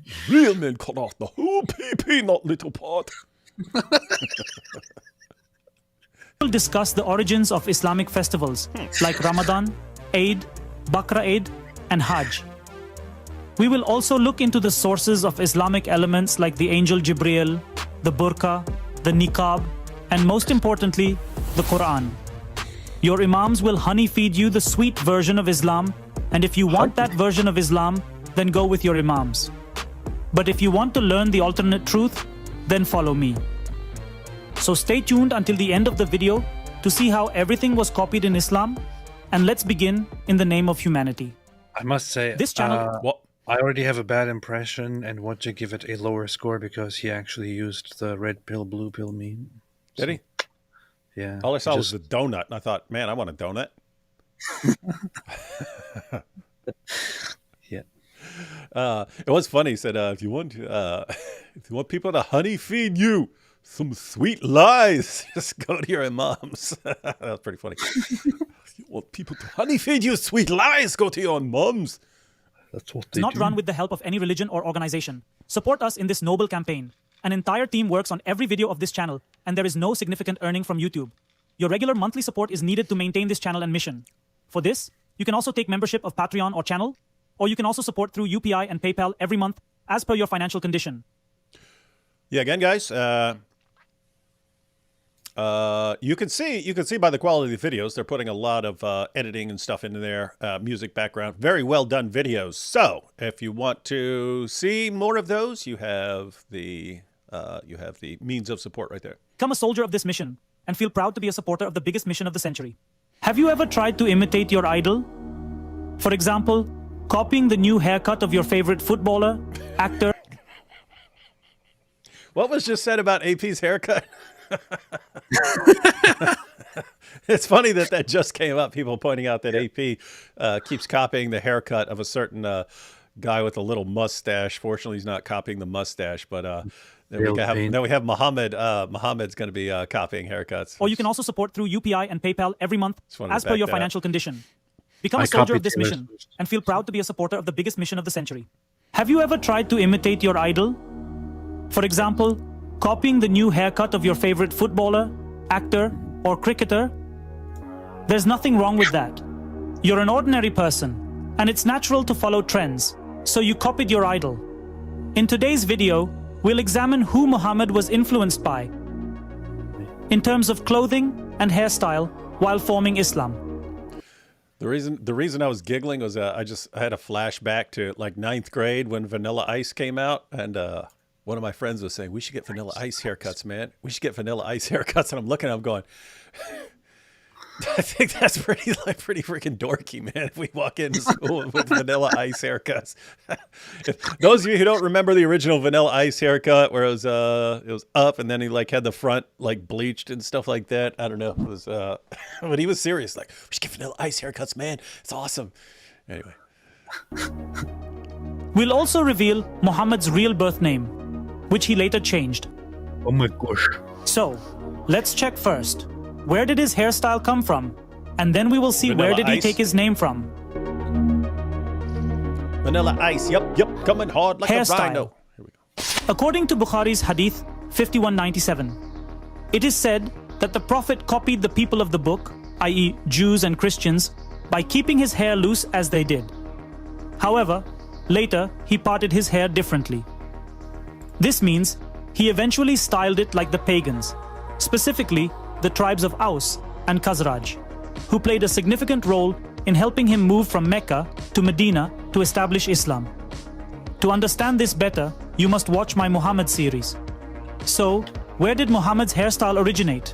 Hey, by the way, this happens over and over again, where at first he'll be copying Jews or something like that, and then later on he'll decide with the pagans. Like even at first, when the Qibla was apparently Jerusalem, and they faced Jerusalem. You do have other theories about this and so on, but the mainstream view is that they were facing Jerusalem at first, so facing the Temple Mount at first, and then later Allah changed it to face the Kaaba. But it's just interesting that Allah is changing all these things based on Muhammad's changing relationships and changing attitudes towards Jews. At first, Jews are these authorities in matters of religion. So yeah, let's do what they do. Later on, they reject him. Oh no, you can't trust these guys anymore. Let's go with the pagan center. Well, you know what? But it's okay because we'll say Abraham made it. Yeah. Abraham made that. Yeah, Abraham. So we're not bound down to that pagan place. No, it's not pagan. That was corrupted. It was actually Abraham and so on. And anyway, that's how these things. I thought he was joking when he said that we're going to talk about Muhammad's haircut. No, but no, I actually like it because you think, well, what? The haircut? Why are you going to focus on that? But if you look at it, it's actually like tying it how Muhammad is coming up with his ways of doing things. He's copying these guys until he doesn't like them anymore. And then, I'll copy these other guys to try and appease them and get them on my side. sounds like a manipulator. Muhammad sounds like a professional manipulator. From Jews, Christians, and pagans. Like an ordinary person, Muhammad was influenced by the people around him and copied their clothing and haircut. Muhammad's name. What does the name Muhammad mean? Can it even be someone's real name? Actually, Muhammad means the praised one or praiseworthy. It's just a title. Titles are added before names. Like it is weird. So all praises to Allah, and yet Muhammad is the praised one. Doctor, Professor, Mr., or Mrs. No one in the world is given just a title as their birth name. Have you ever heard of a child whose real name is Mr. or Mrs., Doctor, or Professor? Of course not, because these are all titles. Therefore, it's clear that Muhammad adopted this name when he started spreading Islam, after the age of 40. But what was his original birth name? What? Will you object to that? I would say that is not, it doesn't follow, and it hasn't been substantiated. It hasn't been sufficiently demonstrated that his name cannot have been Muhammad. And yes, so far the argument to this point is not very strong, I would say.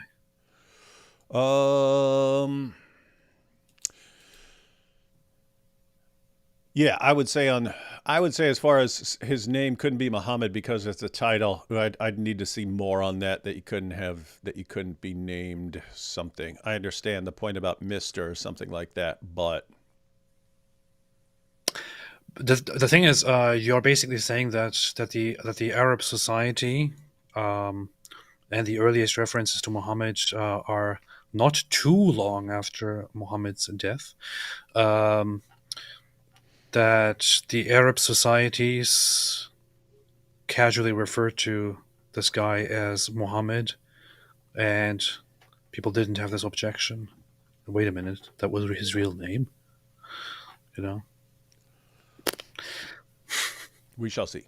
Although Islamic texts claim that Muhammad was named Muhammad from childhood, this is unlikely since these books were written 250 years after his death during the Abbasid Caliphate, and no parents would give their child a title as a name.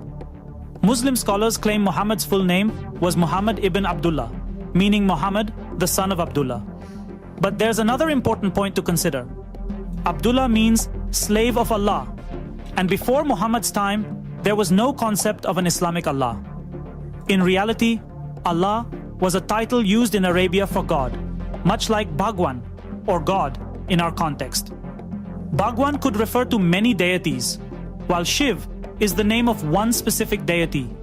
Similarly, in Arabia, Allah was a title, and Hubal was the most significant deity, with goddesses like Lat, Manat, and Uzza considered Hubal's daughters.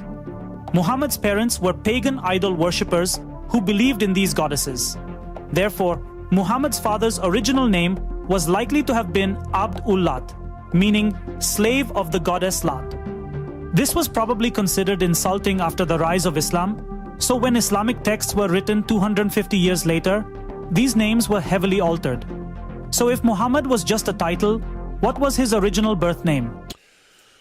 What do you think about that? So the claim there is that Allah wasn't, at the time, would have been a title similar to just like God, and not the name, and therefore Muhammad's father, who, according to Muslim sources, was named Abdullah. So Muhammad would have been Muhammad ibn Abdullah, Muhammad's son of Abdullah. And so Abdullah means slave of Allah. And so he's saying that was not the name of a god. It was like our word God. And therefore, since Muhammad's pagan tribe believed in Allah, Talus, and Manat, it's more likely that his father would have been named Abdul-Lat, slave of the goddess Lat, and that later Muslims would have changed this because it's embarrassing if Muhammad's father was a slave of a pagan goddess. I would say that once again, it's speculation. That there is no evidence to suggest that this is factual. So it's interesting speculation. Have heard it many times before. Both of these things, that his name wasn't actually Muhammad, that Muhammad was a title that was given to him later on. there is an idea to say that that he was named Muhammad by certain people or by his followers, or maybe even by people after his death, because to say that he was a person, a man of good character or something like that, that his actual name was different. However, these are again just speculations. I don't think that there's anything wrong with a society giving children a name such as Muhammad, for example. I mean, I haven't seen it demonstrated that obviously nobody would name their child Muhammad. Obviously, nobody would name their child the faithful or the good or the honest or so or whatever it is.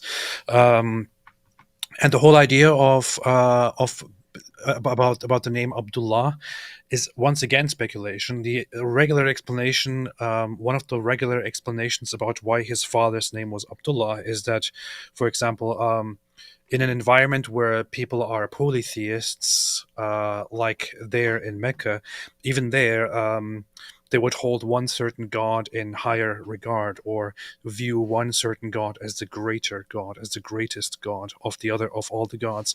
In this case, for example, Hubal is often seen as a superior god, the greatest of the gods, and then after him and besides him there are other gods.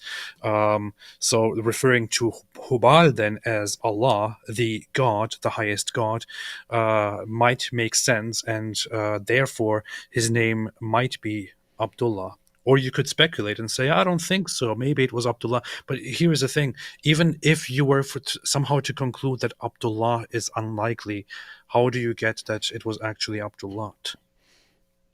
So there's not much to support that either. It's just all of this is speculation at this point. Here's the issue. The issue is that, yes, the Muslim sources are very late. I mean, you have Ibn Asaq. That's your first detailed biographical source.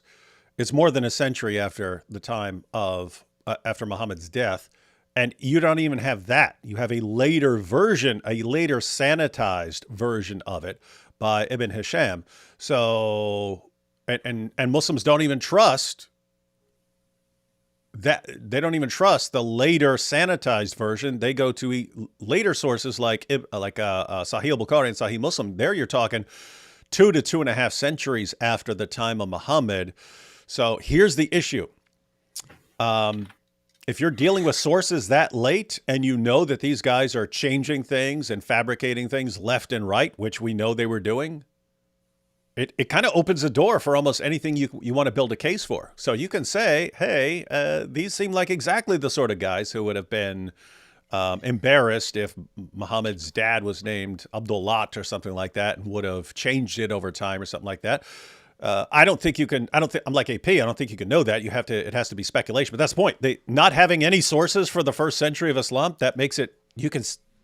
There's a lot of possibilities there. The possibilities are endless. And sort of at one end of the spectrum, you have like the complete Muhammad mythers. There was no Muhammad or something like that. It's all fabricated. And the other end of the spectrum, you have like people who take all this stuff completely seriously. And yes, Muhammad is exactly as he is represented in the major hadith collections. But basically everything in between those extremes, you can make a case for, because you have very little to go on for that time. Very little to go on. According to the famous Egyptian scholar, Dr. Yusuf Zaidan, who was also the director of manuscripts at Alexandria, Muhammad's original name was Kutam, a name he kept until he was 40 years old, before he claimed prophethood. This information is confirmed on page 39 of the book Hayat-e-Muhammad. If we delve deeper, we find that Muhammad's grandfather, Abdul Muttalib, had a son named Kutam. That's the guy who breastfed him. When Muhammad was in his mother's womb, this son died, and Abdul Muttalib gave Muhammad this name. Oh, no, my mistake. It was Abu Talib. It was Abu Talib. Yeah, it's his grandfather's name, Abdul Muttalib. Sorry, let me back that up. I stand corrected, ladies and gentlemen. It was his uncle who breastfed him when he was a baby, not his grandfather. Scripts at Alexandria, Muhammad's original name was Kutam, a name he kept until he was 40 years old, before he claimed prophethood. This information is confirmed on page 39 of the book Hayat-e-Muhammad. If we delve deeper, we find that Muhammad's grandfather, Abdul Muttalib, had a son named Kutam. When Muhammad was in his mother's womb, this son died, and Abdul Muttalib gave Muhammad this name after his birth. Islamic books later manipulated this story, claiming that Abdul Muttalib named him Muhammad based on a dream Muhammad's mother, Amina, supposedly had. Now think for a moment. Would Allah send revelations to a pagan woman? Remember, it's said that before Islam, these pagans... Why wouldn't he send revelations to a pagan woman? He sent revelations to a pagan man, Muhammad, and then he helped, he helped Muhammad's pagan uncle breastfeed him.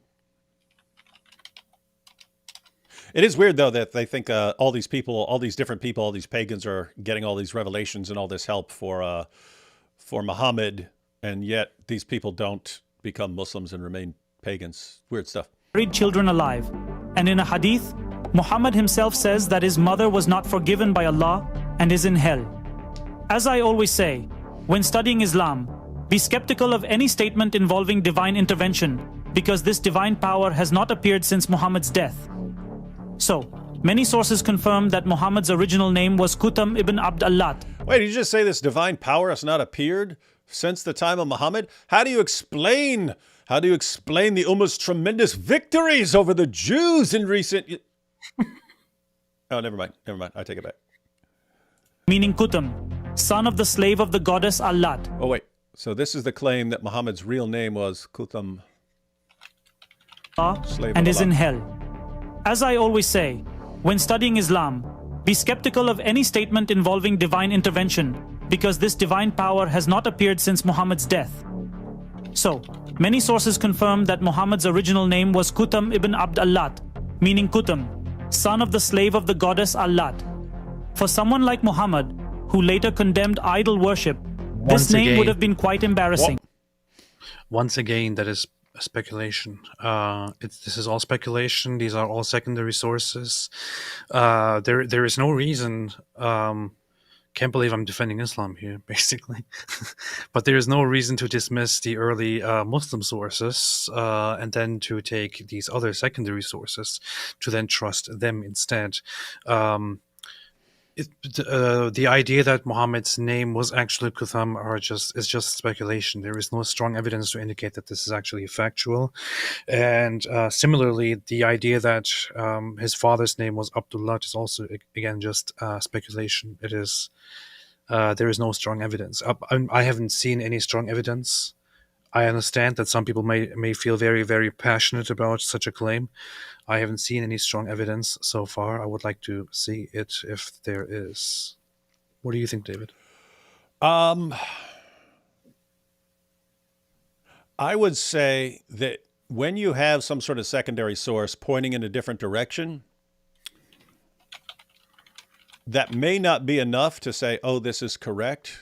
You can give some weight to it in the sense that if something is veering from the standard Islamic narrative, then why? Why is it's along the lines of the principle of embarrassment. So if you start saying other things about Muhammad that run counter to the standard Islamic narrative, you can say, why were these things being written? Unless some of them go back to some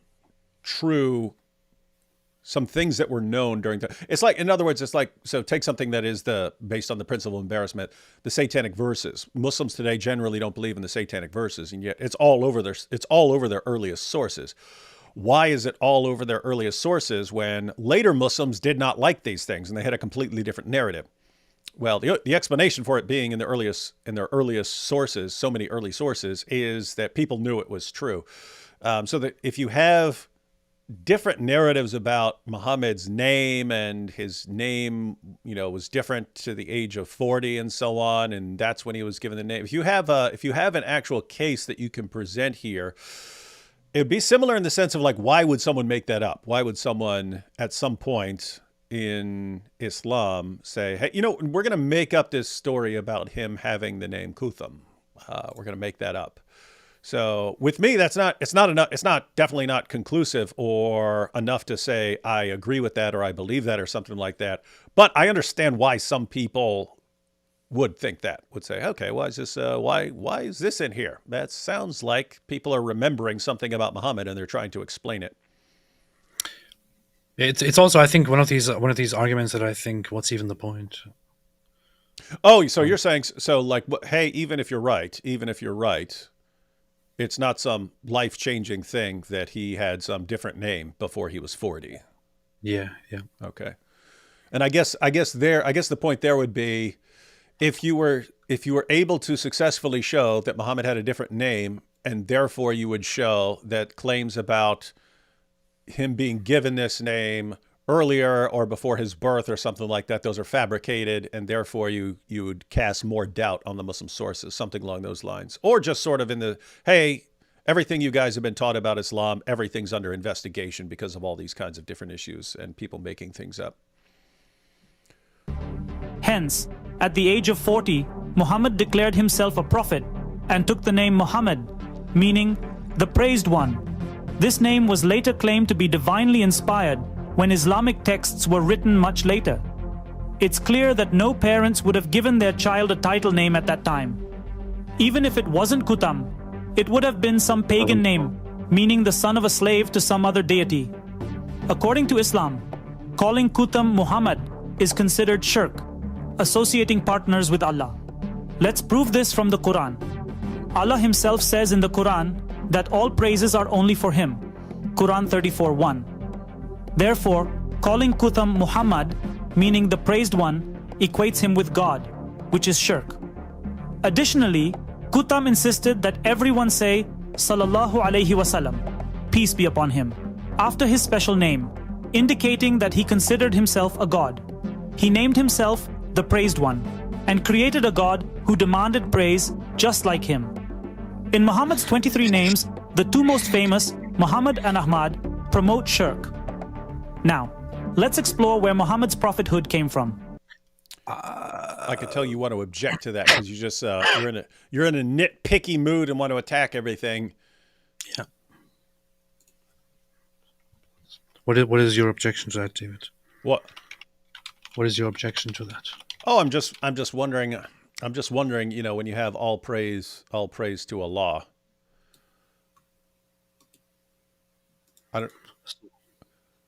I'm wondering if you can interpret that in the I'm wondering if that should correctly be interpreted in the extreme sense of don't praise anything except Allah, and therefore calling Muhammad the praised one would be shirk, or if it's just saying, hey guys, let's praise Allah a bunch. I don't know. I'd have to think about it.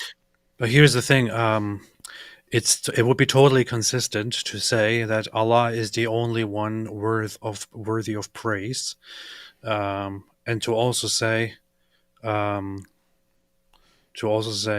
hey, my son did a very, very, very good job at school, and he got a lot of praise from his teacher, and to be happy about. Yeah, the issue here is if the name's actually coming from Allah, and Allah is saying, this is my praised one, and he's revealing all praise. Again, I'm not sure that the claim, all praise is to Allah, means nothing else can legitimately be praised, versus just saying, hey, all our praises to God. It doesn't mean you can't praise something else, but there is something pointing out, like Allah is saying, hey, here's this guy, he's the praised one. Oh, by the way, all praise to me. I don't know. I don't think this is a strong point.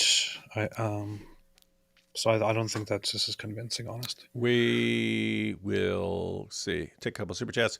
Here's one's for you. AP, I, your most humble of all your humble followers, humbly ask, in concern for your health, you consider drinking camel Zamzam water rather than the Red of the bull Apis.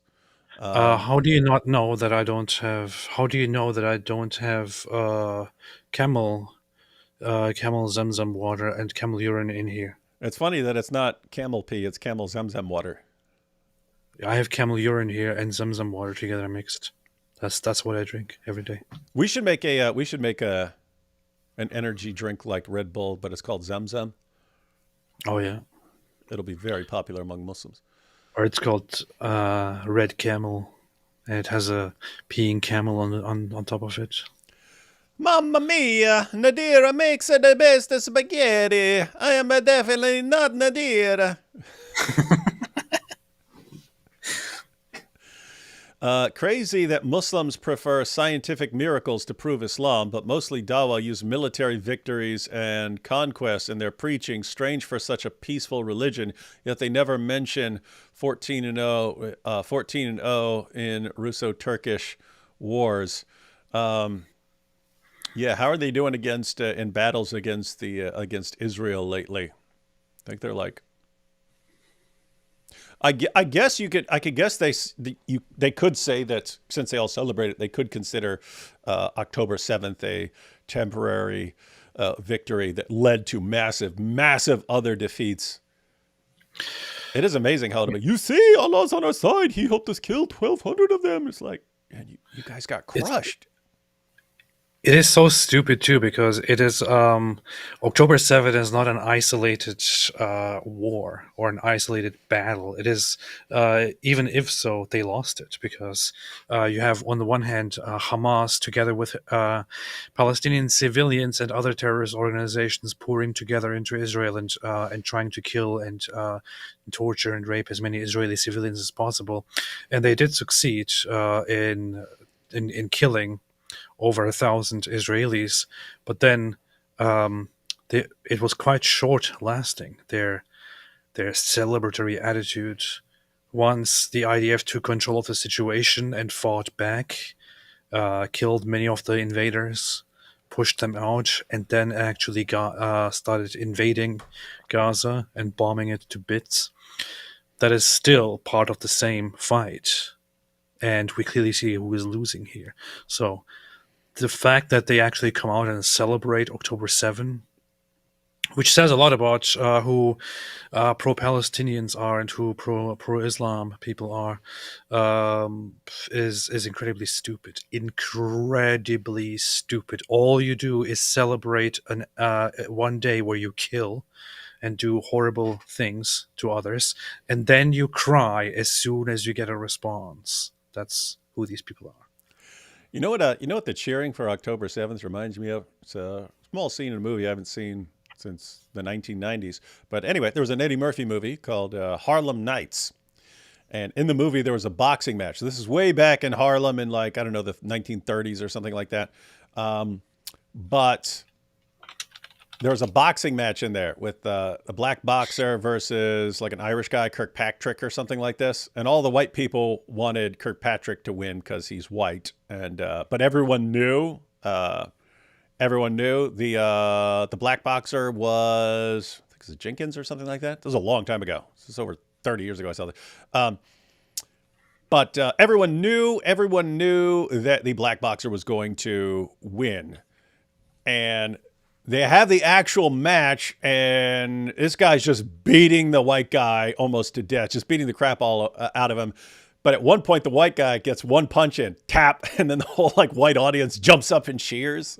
Like, this guy got one little jab in as he's getting beat almost to death, and the whole white crowd jumps up and cheers for that one little punch. But that's what it looks like. Yay, we got a punch in. We got a punch in. Look how strong we are. And it's like, look around you. Look around you. You are getting absolutely obliterated here. It's genocide. Wild stuff. Theory genocide. You shouldn't debate Central. He's a moron. You will make him popular. Quick question. Whatever makes you think I don't want Dawa guys to be popular? What have I ever said to indicate that I do not want certain Dawa guys to be popular? If he is a big enough liar and enough of a narcissist, okay, I have no clue who this guy is. If he's a big enough liar and a big enough narcissist, I would love for him to be popular. We need more of these guys. He'd have Al-Azhar Uni on earpiece to help him while debating. It's pointless. Good for him. Pull any stunts he wants. Cam says, so Muhammad started the trans movement, inshallah. No. According to Shia sources, yes, he did. No, it was his uncle and Allah. Allah gave his uncle the amazing ability to breastfeed a man. So the question, can a man breastfeed, according to Shia Muslim sources, is absolutely correct. Don't eat donuts, eat some Berliner. Donuts. That's a good point. Berliner. Ich bin ein Berliner. There's a new Dawa argument Central will use. It has spread on TikTok like fire from Daniel 2. Sam already, God Logic and Sam already did a session on it to watch that he'll try to catch you off guard. This is, guys, I'm not interested in this debate right now. This debate's in the future. Muslims should make oh, this is referring to circumcision. Muslims should make their pee-pee 1.8 inches long. That should be Islamic circumcision, that since Muhammad is the pattern of conduct, they have to cut their pee-pees down to 1.8 inches. D Wood, Halloween is coming. AP will get the mustache. That's possible. Might get the little mustache. Mo walk like me walk. Me talk like me, hair like me. Oh, wait. Mo walk like me, talk like me, hair like me. Oh, wait. That does sound like Muhammad. Mo, walk like me, talk like me, hair like me. Ein Berliner says his real name was Mopus, a.k.a. Muhammad ibn Shaitan. It's Shaitan. That's true. That's actually what his real name was. Tell you that.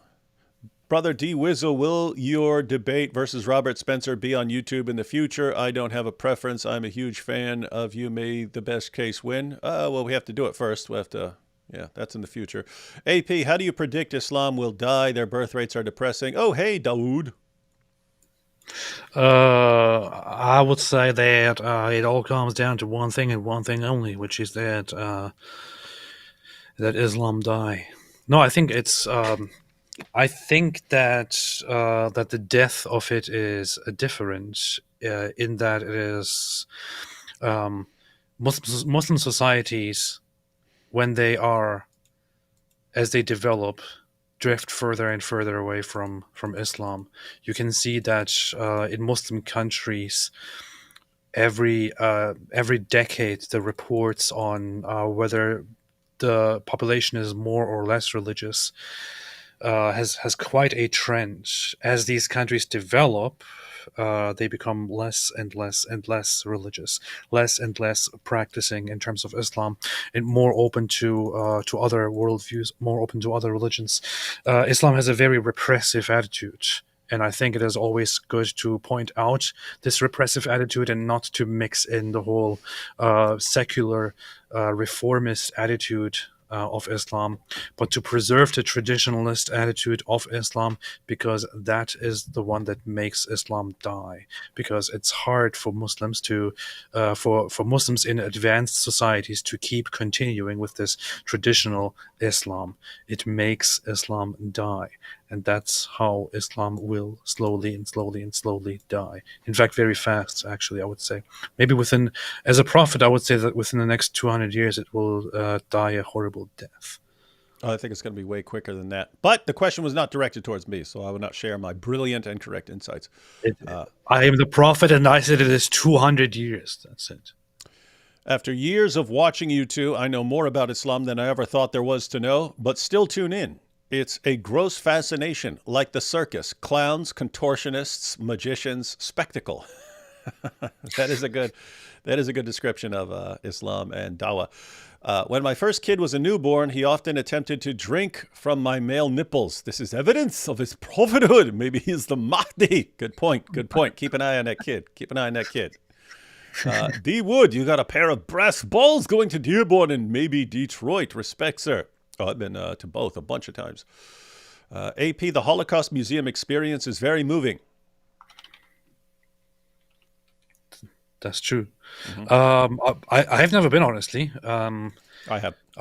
Everything from my from on the Holocaust that I know, that I've gathered, is just from readings and all that. So I wanted to go there and you know, take it in, and also ask questions, have the experience of it once, and also want to go back again. David and I are going to go together. Yeah, and I went there trying to think if I went there with Nabil. I went with somebody, but this would have been like 2005, 2006 or something like that. Went way back in the day, and it actually restored a bit of my faith in humanity, not because of the stuff you see in the Holocaust Museum. It was afterwards. Walking through there, seeing all these people sitting around all these exhibits and stuff with all this like awful stuff happening, and everyone's just standing there and stuff. And anyway, finish and I walk out, and there was a group of like 20 or 30 like high school girls out there, and they're all just sobbing their eyeballs out. They were all just sobbing their eyeballs out, crying after what they just seen. And it was like, oh, these young people just had a dose of reality right now. And they were reacting appropriately to seeing the reality of what human beings are capable of. Maybe if enough young people see, they can turn things around. Yeah. It's also going to be Ashira Solomon. She's going to be joining. So it's going to be us going to the Holocaust Museum. I met with her and had an episode on JNS TV, Jewish News Syndicate, when we were in Israel, hosted by Fleur and her. And I had been planning forever to meet her and record something with her. So we're going to meet up and record a few things together, and then also go together, the three of us, to the Holocaust Museum and all that. So it's going to be based some content. Possible. I'm German and Argentinian. What do y'all think? When we hear German and Argentinian, you know what we think. And my last name is No last names. We already know. No last names. We already know what the last name is going to be. Hi, can y'all wave back? Yes, just did. There you go. Let's see. Eminem, best of men. No one better than his writings. Yes, and how would you refute it? Aaron says, can you guys respond to Ibrahim Manusar and My Heart? No. No idea who that is. All right. Let's go back. Muhammad's prophethood. Now that we know Muhammad's original name was Kutam, let's see where his prophethood came from. Clever leaders often have writers who glorify them, and Kutam was no different. His team included people whose job was to portray Kutam as a prophet. Although efforts were made to hide such things, some evidence has surfaced due to human error. For instance, Hassan bin Thabit, a poet, once asked the Prophet of Allah if he should write poetry to belittle the pagans, the polytheists of Mecca, according to Bukhari's Hadith 6150. The Prophet did not say that mocking any religion was wrong. Instead, he asked, "What will you do about my lineage?" Because Muhammad himself was from a pagan lineage, and mocking them would also mock his family. Now, this is interesting. What about my forefathers? I will take you out of them as a hare is taken. So they wanted to make fun of the pagans, and then Muhammad said, what are you going to do about my family lineage? And then he said, we're going to take you out like taking a hair out of the dough, take your family line out of them so that we're not making fun of them. Anyway, this could be interesting. Here, let me check this Hassan bin Thabit, a poet, once asked the Prophet of Allah if he should write poetry to belittle the pagans, the polytheists of Mecca, according to Bukhari's Hadith 6150. The Prophet did not say that mocking any religion was wrong. Instead, he asked, "What will you do about my lineage?" Because Muhammad himself was from a pagan lineage, and mocking them would also mock his family. Hassan replied, "I will extract you from them as a hair is extracted from dough." This shows that Muhammad's marketing team was actively rebranding him as non-pagan. This was also why his name was changed from Kutam to Muhammad. Now ask yourself this: if Muhammad's lineage was entirely truthful, why did he need to change his pagan name, identity, and background?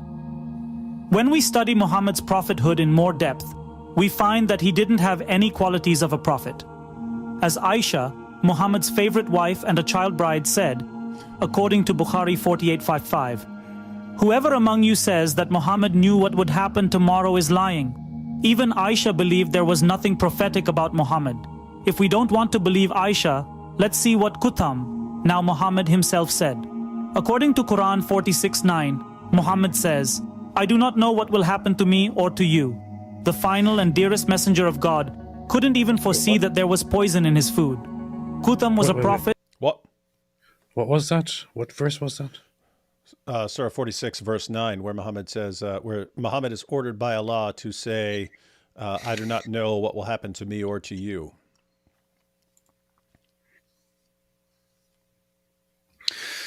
La la la la la la la. I'm not something original among the messengers, nor do I know what will be done with me or with you. I only follow that which is revealed to me, and I am not but a clear warner. This doesn't really mean what. This doesn't have to mean what this video says it means. Seems like it's a cumulative case. In other words, some of this is circumstantial. Some of this is circumstantial evidence and part of a cumulative case. You have Aisha saying Muhammad doesn't know what's going to happen tomorrow. Muhammad saying, I don't know what's going to happen to me or to you. Normally we read that in the context of like salvation. He doesn't know what's going to happen because, and that's the context of that in the hadith. Muhammad says Allah he doesn't know he doesn't know whether he's going to end up in paradise, actually, because you don't know what you're dealing with Allah. You have no assurance of salvation.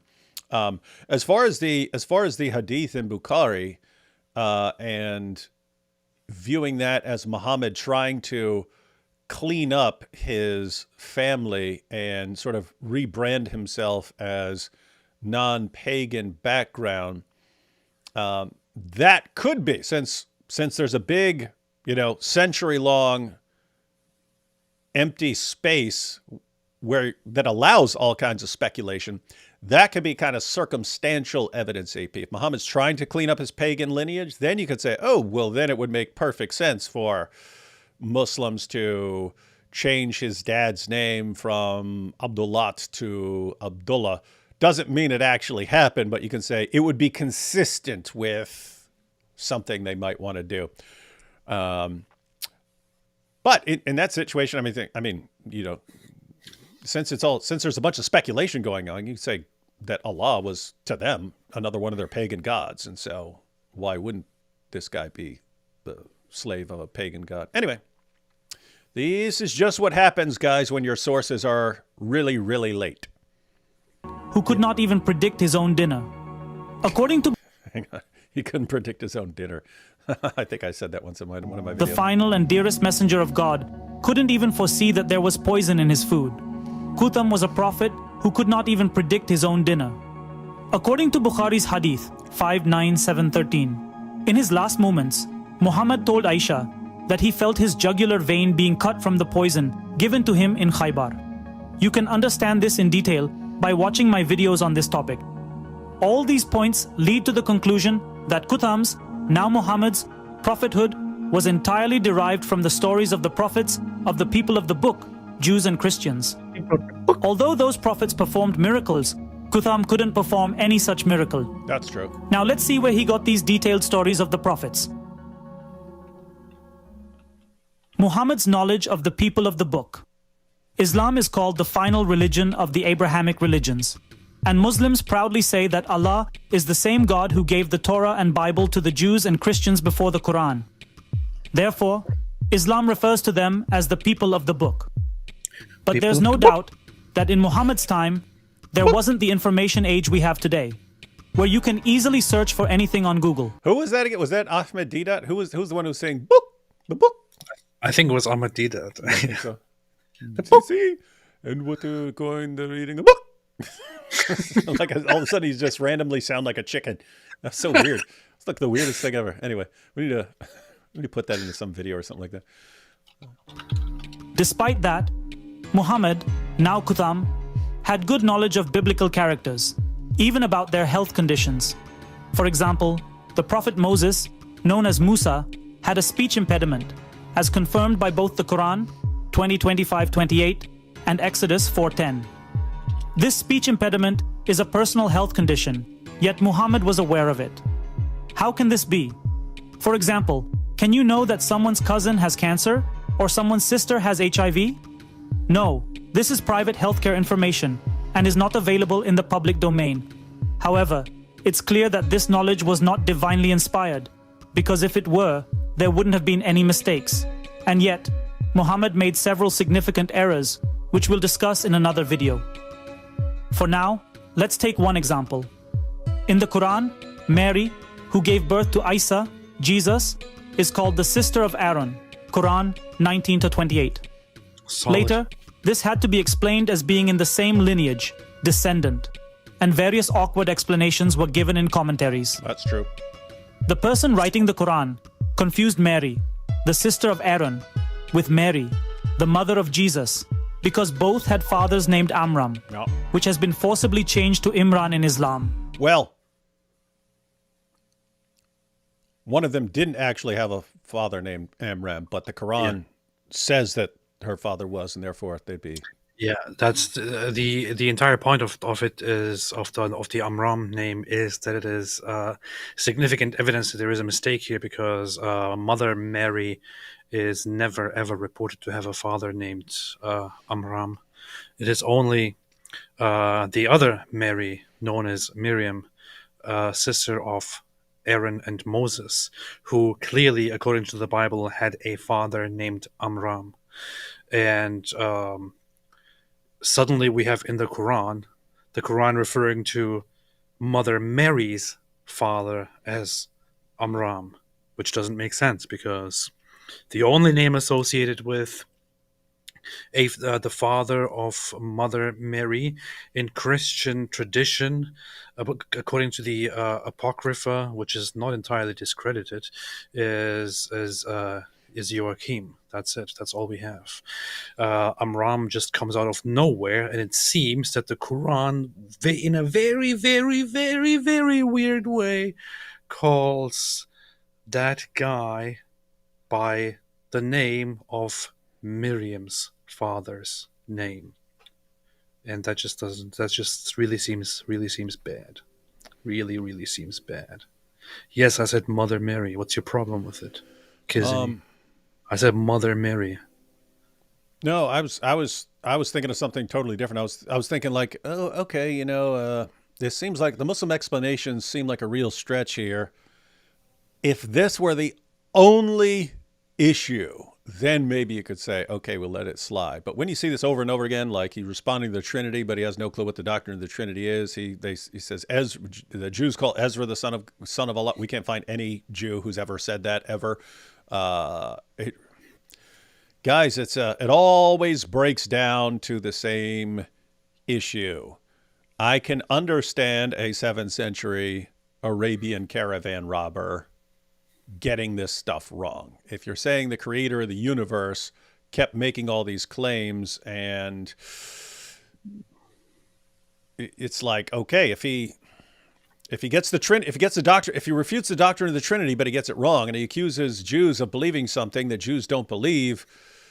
If you're saying Muhammad came up with this stuff, that makes sense. A human being could make these kinds of mistakes. If you're saying Allah did, then you're stuck with, okay, Allah either knows what the doctrine of the Trinity is, but he's lying about it, in which case he's deceptive, and he knows that Jews don't call Ezra the son of Allah, but he says they do anyway, so he's lying. So you're stuck with either he's deceptive or he just doesn't know and he's ignorant. So he's deceptive or he's ignorant.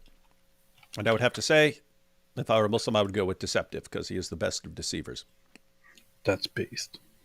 Mary and Maryam were two different characters, and according to Jewish and Christian scriptures, there was a difference of 1,400 to 1,500 years between them. Not only this, but in the Quran 5:1-16, Allah claims that in Christianity, Jesus, Allah, and Mary are considered gods, whereas Christians do not consider Mary as part of the Trinity. Many such mistakes related to the Abrahamic prophets are found in the Quran, which were later covered up with strange explanations and excuses. The most common excuse is that the old books have become corrupt. Well, Christians don't believe that Mary is part of the Trinity? nope. But What? Allah says that's what we believe, unless it's not really from Allah. But why do you think Mary is part of the Trinity when clearly she ate food? Yeah. Hey, that should be the next Muslim explanation. No, Christians did believe that, but they corrupted Christianity to remove Mary from their Trinity. But if this knowledge was not given by Allah, then who revealed it? Let's I look did. at Islamic texts themselves. Muhammad's life story reveals that every year during Hajj, there was a fair in Mecca where people from various religions came and shared stories of their prophets and gods. Muhammad attended these fairs since childhood. Later, according to Bukhari 3392, when Muhammad began receiving revelations at the age of 40, his wife took him to her cousin, Waraka bin Nawfal, a Christian convert who translated Abrahamic books into Arabic. To understand Waraqa's influence in making Muhammad a prophet, you should watch my Muhammad series. Even after Waraqa's death, there is evidence of many people from whom Muhammad gained knowledge. According to Ibn Hisham, Muhammad often sat with a Christian named Abu Fukaha on the Marwa hills, and people would say that this Christian was teaching Muhammad. Another version mentions that Muhammad used to sit with a Christian slave named Jabir, and people speculated that it was Jabir who was giving Muhammad these ideas. During that time, We just went through some of the Quran passages yesterday where Muhammad is accused of copying stuff from other people and called him the ear because he believes whatever anyone says and so on. So you have a lot of, it's just interesting that you have a ton of that in the Quran itself. It's the Quran itself that says that all these people around Muhammad were accusing him of copying all these stories. And we only brought that up. We only brought up those issues because Muslims are still using it as Islamic apologetics, as Dawa, to say, when Muhammad would recite his things, everyone found it so amazing, was so impressed by it that they all bowed down because of the powerful revelations. They said this must come from God or from magic or something. You read it and everyone's like making fun of him, going, "You're calling this a revelation? We know you just got this story from that dude right there." So weird, man. Wild, wild stuff. the stories of these prophets were very popular, and even small tribes considered these prophets their ancestors. Oaths were taken on these books. Muhammad, who also wanted to become a leader, naturally took a great interest in these stories. He even visited Jewish schools, Sunan Abi Dawud 4449, and might have even obtained a degree. He expressed his belief in the Torah, took oaths on it, Abi Dawud 4449, and scolded those who did not respect these books, Abi Dawud 4736. Later, to establish himself as a prophet, he declared these books corrupt. All these references lead to the conclusion that living a life surrounded by these Jewish and Christian stories of prophets and books made it easy for Muhammad to proclaim himself as a prophet. Now, let's see where fasting in Islam came from. Fasting, Ramadan, and Eid. As we mentioned earlier, Muhammad wanted to become a leader, and leaders do everything to please the people. Was fasting necessary in Islam? Let's understand why. Muhammad dealt with two types of people: the people of the book, Jews and Christians, whose prophets he declared himself to be the final prophet, and the pagan people who worshipped idols and accepted him as the last prophet of the Abrahamic religions after joining Islam. Both of these groups practiced fasting, so fasting became necessary in Islam. How Muhammad copied fasting and aid from pagans is explained in detail in my video. But first, let's read the hadith, Got a video on the moon god there. Looks like it's in a different language, though. which says the origin of fasting in Islam was copied from the Jews. According to Bukhari 2004, when Muhammad reached Medina, he saw the Jews fasting on the day of Ashura, and he asked them about it. Notice here that Allah did not tell Muhammad. He had to ask the Jews. What's going on there? What are you guys doing? Why are you not eating? Why are you not eating? Jews. The Jews explained that their God saved the people of Israel from Pharaoh on this day, and their prophet Moses fasted afterward. Muhammad then said that Muslims had more right over Moses than the Jews, so he ordered his followers to fast on this day as well. It is funny. You have these hadiths all over the place where Muhammad just, wait, you do what? Okay, no, we do this. This is what we must do. Later, Muhammad replaced the Jews' one-day fasting of Ashura with the pagans' 30-day fasting, as found in Hadith Al-Muhammadiyah 308. To understand the pagans' 30-day fasting in detail, you must watch my video. An important point here is that Muhammad declared himself the last messenger of the God of the Jews and Christians, and claimed that he had more right over Prophet Moses than the Jews. But how? Even if we accept Muhammad's claim that he was from the lineage of Ismail, Prophet Moses was from the lineage of Isaac, not Ismail. So, How could he have more right over Moses? The fake always tries harder to prove itself as the original. Even if we momentarily accept Muhammad's claim, then he should have treated Moses' descendants well, right? But did this happen? According to an authentic hadith, Riyad as-Salihin 1820, Muhammad said that the day of judgment will not come until his followers fight the Jews to the point where the Jews will hide behind stones and trees, and the stones and trees will themselves tell the Muslims to kill the Jews hiding behind them. What irony! Claiming more right over Moses than the Jews, but harboring such hatred for their people. And can stones and trees speak? And if they did, why would they command someone to kill another based on their religion? Look at this madness. How a religion... Rocks and trees speak to me all the time, so clearly they can. If they can speak to me, then that means they can also speak to all the Muslims later, before the Day of Judgment.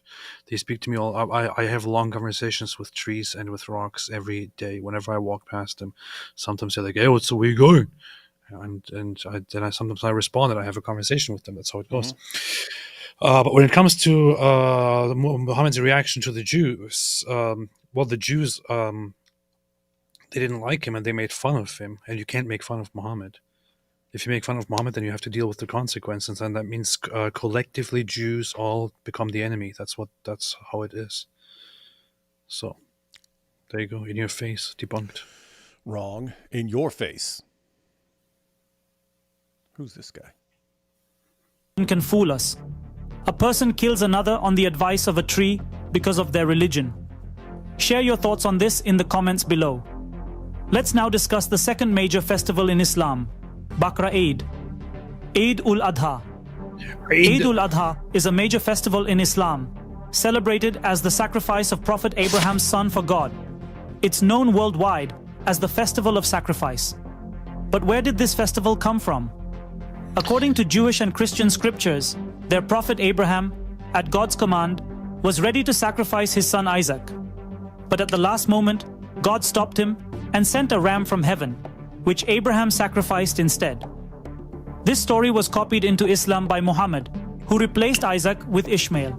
This can be verified in the Islamic hadith, Mishkat al-Masabi 34/45. To defend this, the usual excuse is given that the old books were corrupted and that the Quran provides the correct information. But if the Torah and Bible were corrupted, why did the prophets take oaths on these books? If they were to be replaced by the Quran, why did he believe in them? You know what I find always very hilarious, which is that you find lots of stuff hilarious. I find it absolutely hilarious. So apparently, at some point, we don't know when, but at some point, these people, the Jews and the Christians, they corrupted their scripture. The Jews and the Christians, they came together and they corrupted their scripture. They corrupted their scripture, these people, and we don't know when it happened. We don't know how it happened. We don't know why it happened. We don't know if it happened. However, it did happen according to Muslims. However, there are so many problems with it, and we talked about this quite often. The Quran repeatedly acknowledges that the Jews and the Christians, they have the revelations by Allah with them. It is with them, and all they have to do is just to follow it properly. But they don't follow it. They don't want to follow it. They just have to follow it properly. And if they follow it, then they will be good. But they just don't follow it. That's the problem. This is what the Quran says. It never actually talks about how they literally corrupted the texts of the scriptures. If we are to accept that the Jews corrupted their scripture at some point, or that before the arrival of Islam it was corrupted at some point, we have to somehow place the corruption somewhere, I guess, between the arrival of Jesus and the arrival of Muhammad. How and when exactly would that happen? Are we really supposed to believe that the Jews and the Christians, who had major disagreements and who had huge disagreements, who fought and all that, came together and thought, "Hey guys, I know we disagree on our fundamental beliefs. I know you guys do that whole Jesus thing, and yeah, I know you guys do that, yeah, but we all have to agree on one thing. we need to really, really change something about our scriptures. We need to change our texts. We need to change our text. We need to find all the manuscripts, everything that is out there. We need to remove any reference to Mohammed in there. We need to switch around the whole Isaac Ishmael thing. Gotta switch that around. Gotta make Isaac more important. Also, by the way, while we're at it, let's remove all references to that Kaaba thing, which is out there somewhere in the desert, which nobody has ever heard of, because we want to make that irrelevant to our religions. So let's change that completely. You Christians, by the way, you should probably add some things there, like Jesus saying, "I'm the Son of God" and all that. Yeah, and while we're at it, you Jews, remove all the references which seem to be in line with Islam and so on. This is apparently what happened. This is what conspired somewhere before Islam arrived. And before Christians arrived, the Jews also were added as well. The Jews who held their scrolls, their Torah, in such high regard that they would put it into veiled rooms and carry it with such care and with such reverence and make songs about just a successful copy of a Torah scroll. They somehow also thought easily, you know what, there are some things that we really, really don't like. How about let's just change those things? Let's change those things. And let's just make it all, let's just make it say whatever we want to say. How about that? And all the Jewish scribes were like, yeah, that sounds fun. Good Why idea. not? Yeah. And later the Christians also did that. Mhm. This is somehow all this kind of stuff happens in Jewish Christian history. Oh, and by the way, they were working together at it, because Jews had the Torah, Christians also had the Torah. But then to wipe Muhammad out of the Torah, the Jews have to wipe passages out of the Torah, and Christians simultaneously. So everyone's working together. Everyone's working together to cover up, to cover things up. They had to corrupt them. They had to corrupt their texts in exactly the same way. The Jews will run over to the Christians and be like, "Hey guys, hold on for a second. Let's not fight. We just removed this reference to Muhammad from our text. We just want to make sure that you guys do the same thing, okay? You want us to take that out of all our manuscripts? No problem. Everyone, go to all manuscripts and erase these things." Welcome to Islam. What a religion. Insanity incarnate. What a religion. Perfect Ray says, David and AP, do you predict Europe there will rise a second crusade type in the near future? I wouldn't call it a crusade, but you are going to have an increasingly hostile reaction that the longer... I've been saying it for years, guys. It's you're not doing away with the problem. People are just passing the problem off to the next generation. And the longer you put off dealing with the problem, that you have a bunch of people who want to violently subjugate the world, and you keep bringing in as many of them as you possibly can, that inevitably leads to a huge, massive conflict. And the longer you put it off dealing with it, the more difficult it's going to be to deal with it. I think Europeans are eventually going to deal with it. It's just the longer they put it off, the worse it's going to be. Europeans. I'm a peon. Well, Europeans. I'm a peon. I'm a peon. European. I'm a peon. No, so predict second crusade. No, I don't think so. I think that's a ridiculous idea, considering that Europeans have long lost their balls to do such a thing. So of course it won't happen. What are you talking about? No, I think that there are some political problems that will arise in the near future. We are long past the point of no return. It's too late for that. There will be problems in the future. There will be problems, but it will soon AP's shocking prophecy. There will be problems in the future. Things will happen. In the future, things will happen. Prove me wrong. Stuff will happen, and guess what? Stuff will happen, and there will be problems, and we can say, "Oh my goodness, how could he have possibly known this? It's a miracle." When in the future things happen, remember me. Remember how I said things will happen. You heard it here first, ladies and gentlemen. Save this clip. My last name is Jolly, lol. Good last name. J3 Apologetic says, can y'all break down the Samiri error in the Quran? Might be worth a... Huh? Did you ever talk about this? No, I've never made a video about it or anything. But basically, Samaritans. You have Samaritans. Yeah, you have Samaritans, and according to the Quran, there were Samaritans leading people astray during the time of Moses and the Exodus. The problem, of course, is that Samaritans did not exist yet. They're a later hybrid. After Jews took the Promised Land, then you get the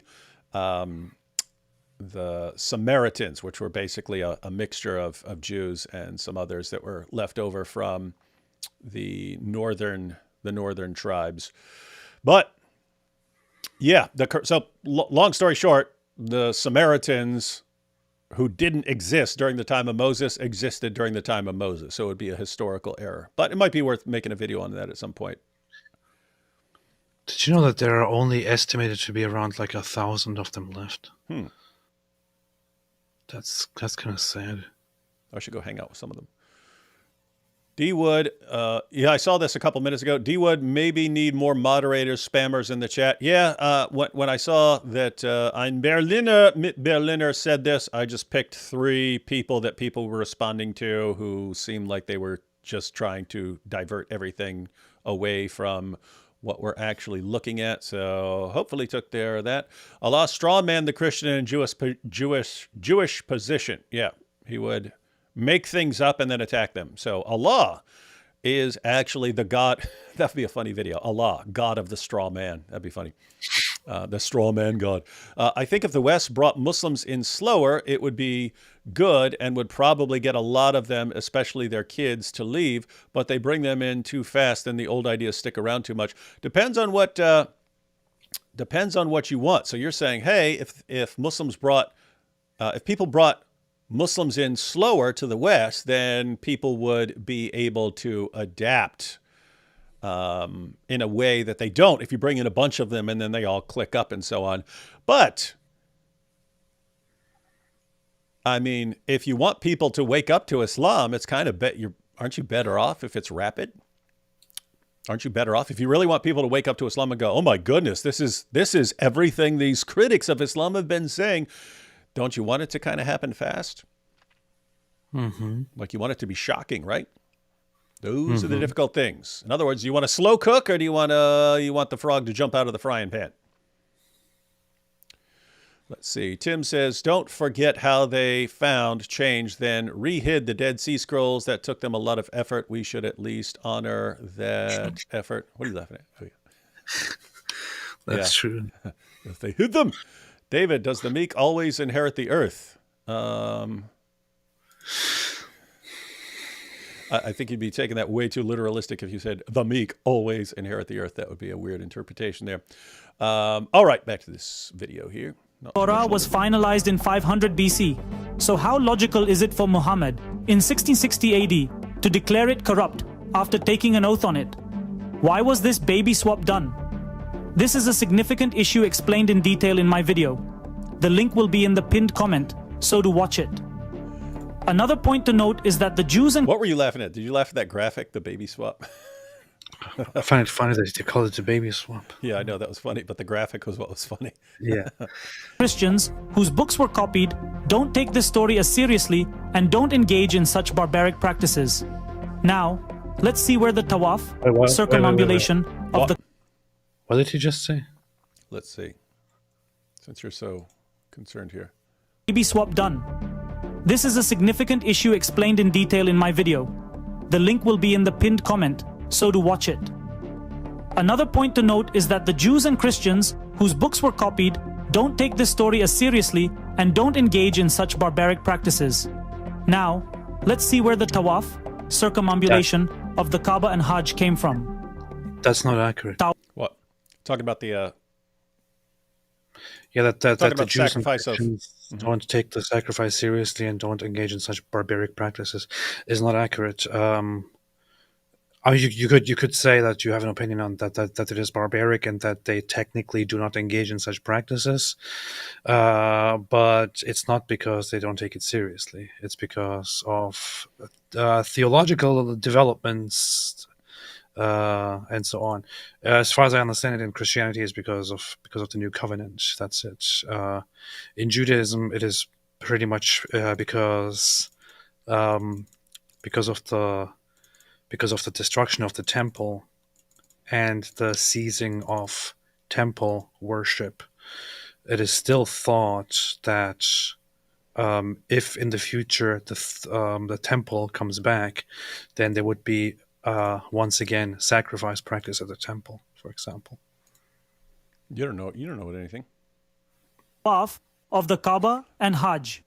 What is Hajj, Tawaf of the Kaaba, and the truth about the stone kissed by Muslims during Hajj? In our video, Bakra Eid and Hajj Reality, we explain all this in detail. The link will be in the pinned comment below.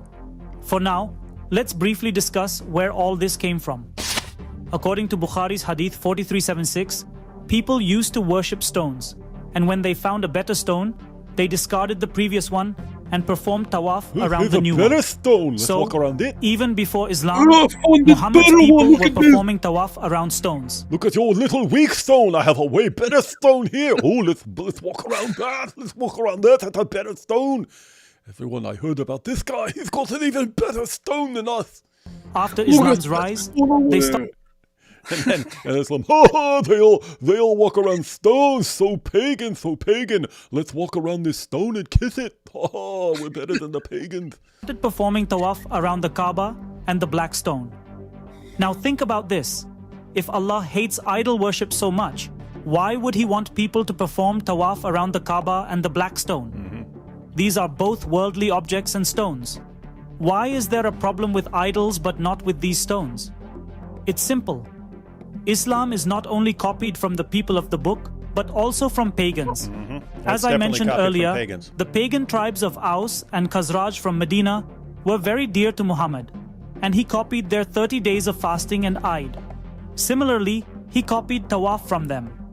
Now, let's talk about some things related to this stone, and then we'll discuss an important contradiction. According to Tirmidhi's hadith, the Prophet said that on the Day of Judgment, Allah will give this stone eyes and a mouth to testify for the sins of the believers. You see the graphic there? Nice. So guys, yes, the black stone will be alive and be an intercessor for people, and you have an awesome graphic there of what that look like. I want to steal that and share that. What a joke!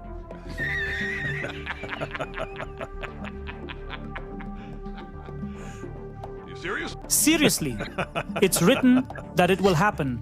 And not only this, but it will also testify to the people who touched it with truth. Some historical books tell us that this stone was stolen and smashed into pieces by the leader of the Kamatians, Abu Tahir, when he attacked Mecca. Many fragments were lost. He kept it in his toilet and used it as a latrine for 21 years, which you can understand in detail from my video, Attack on Kaaba. Guys, and that was a Muslim group. That was a Muslim group. They were a Shia group who took over. Took over. Then they took the black stone, and then they had it, for I forget the number of years, but he said 21. And then they eventually gave it back after using it in a toilet. But they gave it back in a bunch of pieces. They gave it back in pieces. It's pretty funny. Not only is the black stone unclean. You see the graphic? I stuck in the toilet sheet for 21 years. I became dirty. But the point is, if the stone was smashed and many fragments were lost, then how can it testify for the sins of the believers? Does Qutam have a backup drive? Or how does that work? Does this sound logical to you? Allah, who does... To be fair, Allah could bring back all the pieces if He wants to. He could do it. He could do it. Yeah. Allah can gather all those missing pieces wherever they are in the bottom of some toilet somewhere, bring them all back together. Yeah, I wouldn't have a problem with a serious problem with, for example, saying that the sun, that Allah could make the sun talk, or Allah could make the sun testify to things. So things like these are not, are part of believing that it could happen under supernatural circumstances which are not acceptable to your feeble human mind. In the same sense, the black stone talking or being put together and then talking is not necessarily impossible in the realm of the supernatural and all that. It is just a little bit weird. And it's also weird that the black stone has such a high reverence. That's the issue, right? If you want to say, hey, the great God Allah can make this stone speak. Well, if the great God Allah is real, then the great God Allah can make that stone speak. If you say, hey, this thing was smashed to pieces and some pieces were never recovered, well, the great God Allah, he has the power to put those together. For me, the real issue is, why is there so much emphasis on this freaking pagan rock? That's the issue. Why is a rock doing anything? Why are you kissing a rock? Why are you walking around a rock when you are the religion? If you saw any other religion doing this, walking so, oh, look, a rock. And then if you see videos of them, they're like climbing over each other and ready to fight to get a smooch on this rock. And it's like, why is the religion that claims to be free of paganism and idolatry absolutely obsessed with a rock, and a rock that's going to come alive and is going to be reporting on them and so on? It's going to be interceding for them. Why is the rock at the center of your religion, like this dude Muhammad? That seems weird. That all seems weird. Why are you gay? Not speak on the great injustices in the world today will one day make a stone speak? Wow. Now let's talk about the contradiction. Even if you believe Muhammad's words today, his companion Umar did not. Yes, according to an Abi Dawud hadith, Umar himself said that he knew it was just an ordinary stone that could neither benefit nor harm anyone. If Muhammad hadn't kissed it, Umar said he would never have kissed it. Here, it's clear that Umar did not believe in Muhammad. It is interesting because Umar saying, I know you can't do anything. You're a powerless rock, but I'm going to kiss you just because Muhammad kissed you. But according to Muhammad, no, that pagan rock is going to intercede for you because it's going to do great things for you.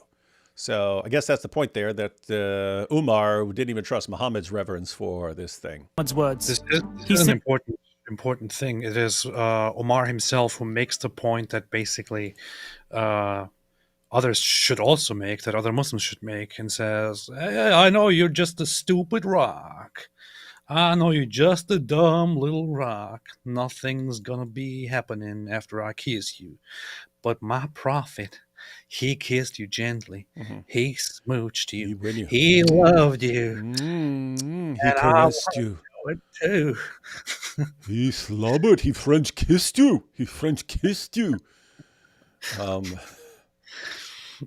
So yeah, guys, but think about this, guys. This is Umar, the second rightly guided caliph. And Umar saying, look, I know this looks really pagan. This seems pagan.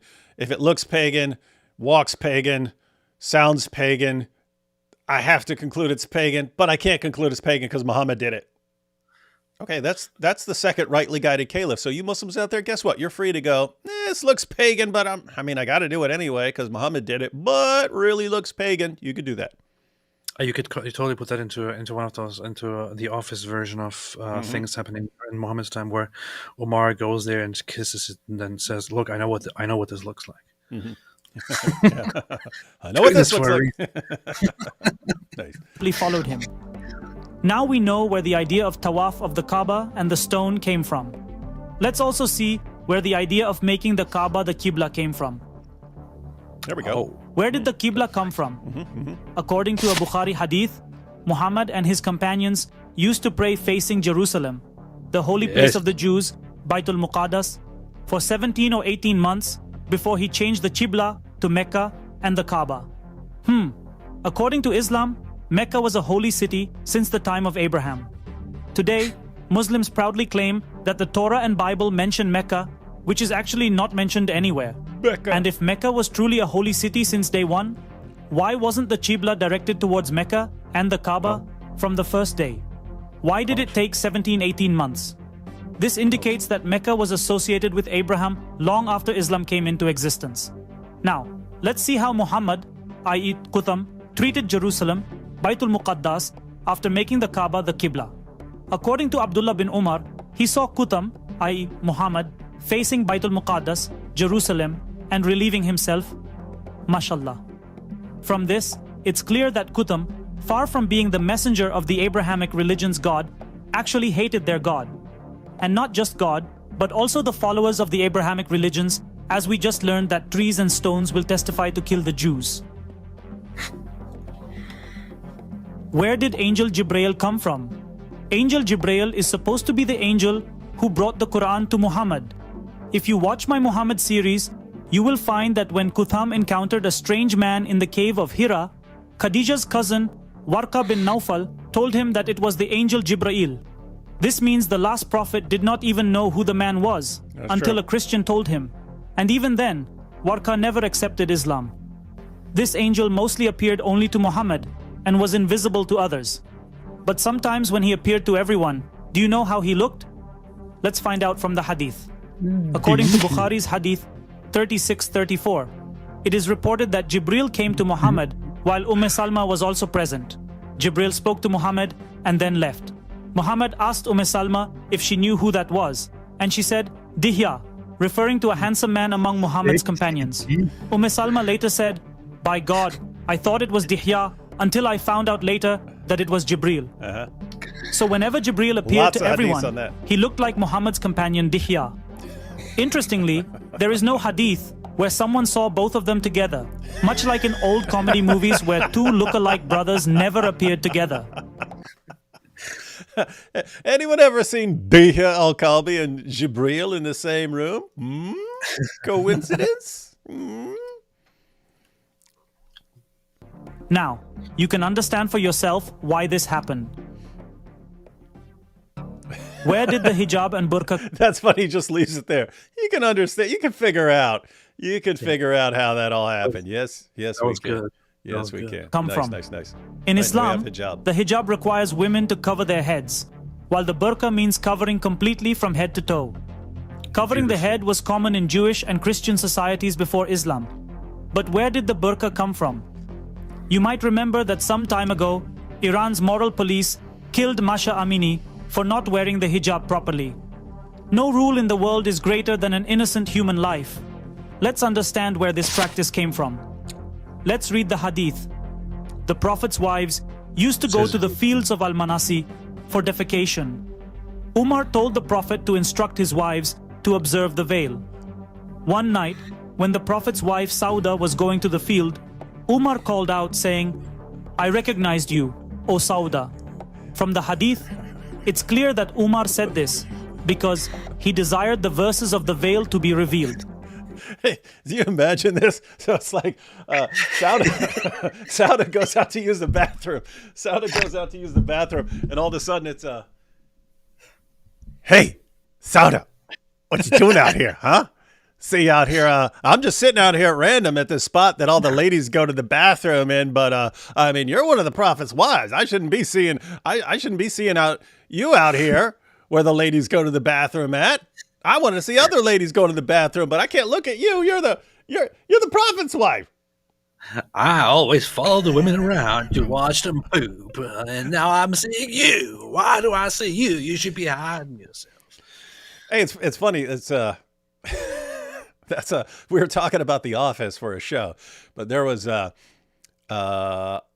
I saw an episode of The Office where all the ladies, Michael takes the ladies out to the mall or something, so it's just the guys, and then the creepy one, Kevin, he goes, hey guys, we can all go into the ladies' bathroom and hang out there. And someone's like, why would you want to go into the ladies' bathroom? And he goes, it's every guy's fantasy. And Jim goes, no, that's a locker room, and the girls are supposed to be in there.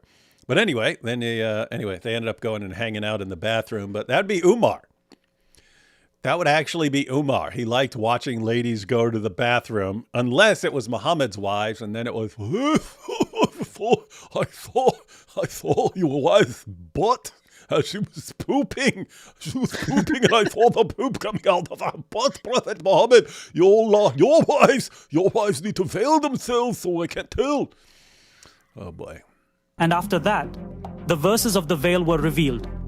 So, where did the hijab come from? It came from Umar. Remember, That's true. The hadith says that he, Umar, desired the verses of the veil to be revealed, not Allah or Muhammad. Now think for yourself whether it's wise to still keep this black tent with us, even though modern toilets are available today. Unfortunately, many Muslim women believe that wearing a hijab will earn them a place in heaven and make them holy and pious, whereas in reality, it's just a portable latrine. Now let's address the most important point. Where did the Quran come from? Where did the Quran come from? Muslims believe that the Quran is the divine word of Allah, revealed to Muhammad through the angel Jibril. However, during that time, every person who claimed to be a prophet had their own Quran or holy book, inspired by their personal life, and the same happened here.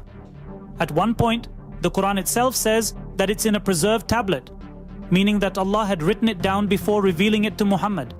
But is this possible? Yes. Let's read the hadith. According to Bukhari's hadith, Umar once said that the Prophet's wives united against the Prophet, so he told them that if the Prophet divorced them, Allah would give him better wives. And, just as Umar said, it was revealed as a Quran verse. Now, let's consider some points. If the Quran was in the preserved tablet and divine, how did Umar's words become the words of Allah exactly as they were? Even the wording of the verse is in the third person. If they were the words of Allah, he would have said, I will give better wives. If they were the words of Muhammad, he would have said, my God will give better wives. But here, the words are exactly Umar's. His God will give better wives. This means this verse was 100% from Umar. The Muslim explanation is that Allah agreed with Umar. But let's think about that also. What happens if Umar Allah agrees with Umar. Does Allah also hang out in ladies' bathrooms to see them pooping? Allah created the women Allah, just to Allah. watch them go. doesn't reveal Q66.5? Can Allah agree with nothing? The logic breaks down immediately once put to the test. This means that Allah's word is dependent upon Umar's word, and the Quran is not eternal and uncreated at all. It also means that Allah's existence is dependent upon Umar's existence, and Allah is neither all-powerful nor is He eternal, just like His Quran. To learn more about Umar's influence and which other verses came at his request, watch my video. And to understand the Quran better, watch my video where the myth of the Quran's preservation is completely exposed. Hey, this is almost over, but there is a difficulty in that. So this is the English version on Zafar Heretic's English channel, which only has 2 videos, the ones we pulled up right now. But there are all these references to all these other videos. As far as I know, these aren't available in English yet. But maybe they're gonna translate all these into English and have them all up on the English channel. Let's learn something new today. Did you know that some verses of the Quran were revealed in such situations that you won't be able to stop laughing? For example, the verses about the hijab were revealed when Kutham, i.e. Muhammad, was eating. He had a bone with meat still on it in his hand when Sauda came and told him how Umar publicly harassed her. The poor prophet couldn't Umar was spying on me while I was pooping. And he's like, I'm trying to eat here, lady. Quit talking about pooping and Umar being a peeping Tom. I'm trying to eat. even finish the And then, of course, you've got the jinn, which they eat the meat off the bones. he was holding before the verse was revealed.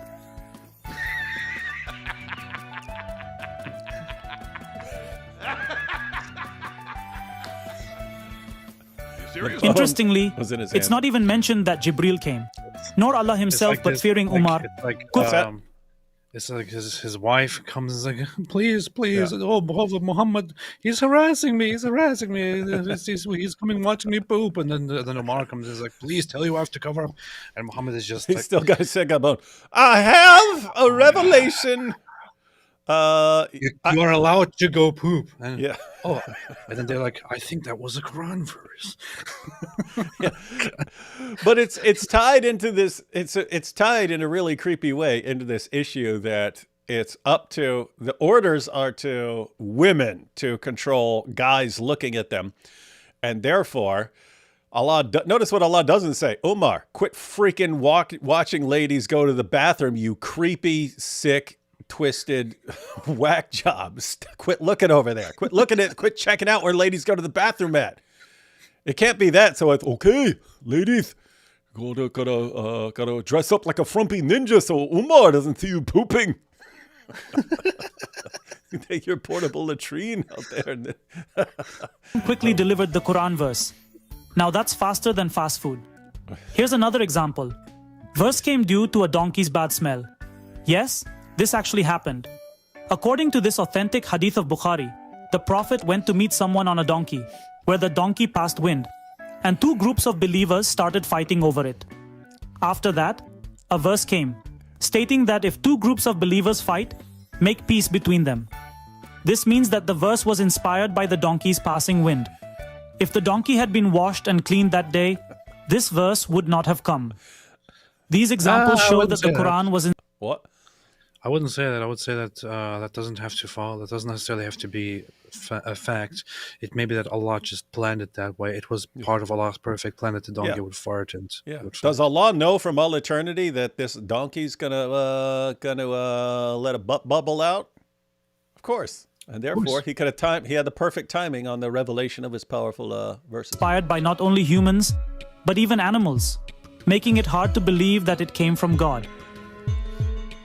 I believe it. About hellfire and the punishment of the grave, where they came from, I suggest you watch this video of mine, which will set you free from the fear of hellfire forever. But let's see now how the entire Islam might have come from. In the Quran, we find hints that suggest a theory about the origins of Islam. As we learned earlier, Muhammad means the praised one, which is a title, not a name.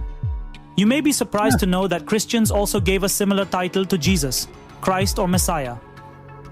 Long ago, a Christian sect emerged from the Jews called the Ebionites.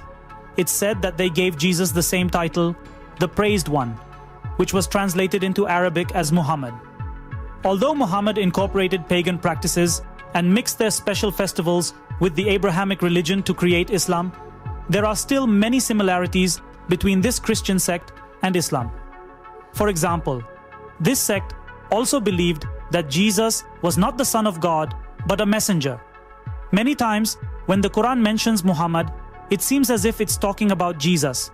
Like one verse in the Quran refers to Muhammad as the son of a special mother, which raises a lot of questions. Additionally, early Islamic coins were found with the mark of a cross, raising further doubts. It's said that this Christian sect was What? The problem with the Ebionite theory, which is very funny because some people use it to say that that Muslims stole from the Ebionites. Then you have Muslims coming along saying the Ebionites were the real Christians. The problem with the Ebionites is that they didn't believe in the virgin birth either. Right? Yeah, so you'd have to say it's basically a huge influence and then got changed. Something like that. Boycotted by the rest of the Christian community due to their different beliefs about Jesus. It's possible that this sect evolved into what we now know as Islam today. Just as the Qadiani sect is not accepted as part of mainstream Islam today, it's possible that this sect might evolve into a new religion tomorrow. Similarly, this Christian sect evolved into what we know as Islam. Now the question arises, did Qutham, later known as Muhammad, really exist? And did he create Islam? I suggest you watch my video where the existence of Muhammad is discussed. In short, Muhammad's existence is not a big deal because there were many prophets in Arabia at that time. However, it's certain that whoever this religion was built around, he wanted to become a prophet by using existing religions. Whatever the case, one thing is certain. Islam is a completely copy-pasted religion from other religions and is now one of the most fanatic religions in the world. To eliminate this fanaticism and help people understand the difference between religion and humanity, we started this ex-Muslim movement. Join us and connect as many people as possible to this mission for the good of humanity. Move beyond fanaticism and value the things in life that truly matter, like science and rationality. Free thinking and a scientific approach can only benefit humanity. If you liked the video, please like, share your thoughts in the comments below, share it as much as possible, and consider donating to our channel monthly. Take care of yourself, and may humanity be safe. All right, guys, so there's a link to this video in the description box and to the earlier video that we watched, why Zafar Heretic left Islam. So you can share those both. And again, the English channel only has two videos on it so far. But if you want to follow that, links are in the description box. So what do you think about the video? I don't necessarily. I mean, I'm like you in that there's a lot of speculation there. There's a lot of speculation there. A lot of it is points, about the black stone and the hijab and so on, stuff that we would agree with. But the area where there's lots of speculation, that's the nature of the situation. If you have Muhammad supposedly going around conquering Arabia, and we have no sources of it, and the people at the time have no clue. They don't know. No one's ever heard of it. No one's ever heard of Mecca during this time. You can explain that in a lot of different ways. So the window is basically wide open to come up with various theories on the origins of Islam. So you got one here, and yep, that is. I think it is a pretty good video. It's very, very well done. It's very well produced. May science bless the channel with even more production quality and all of that. Praise to science, and praise to humanity and rationality and reason and logic. But sorry, I was just thinking of something funny. But I have some I have some problems with some of the logic and some of the evidence. That said, it is a good effort, and I totally support any ex-Muslim movement and any ex-Muslim attempt to critique Islam, no matter what perspective it's basically from, even if it's in the name of science and logic. Yeah, and it's also good. I mean, even though we have we only have a couple of videos in English, there are lots more of these videos by Zafar Heretic in other languages, and I think they're planning to translate this one into a bunch of different languages and so on. Use AI to translate into a bunch of different languages and so on. So, yeah, that's good. It's a similar idea to the other day. Shino and Shania from Somali Christian TV were here, and it's.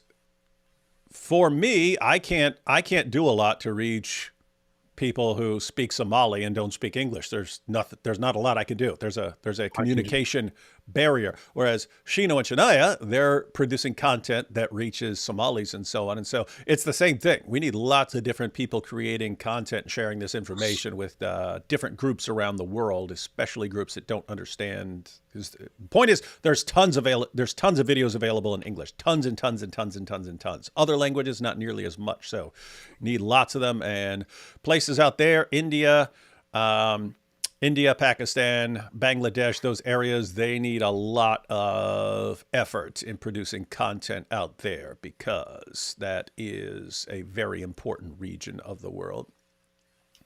All right, couple super chats. Very well said. May science bless you for these words. Yes, may science be praised.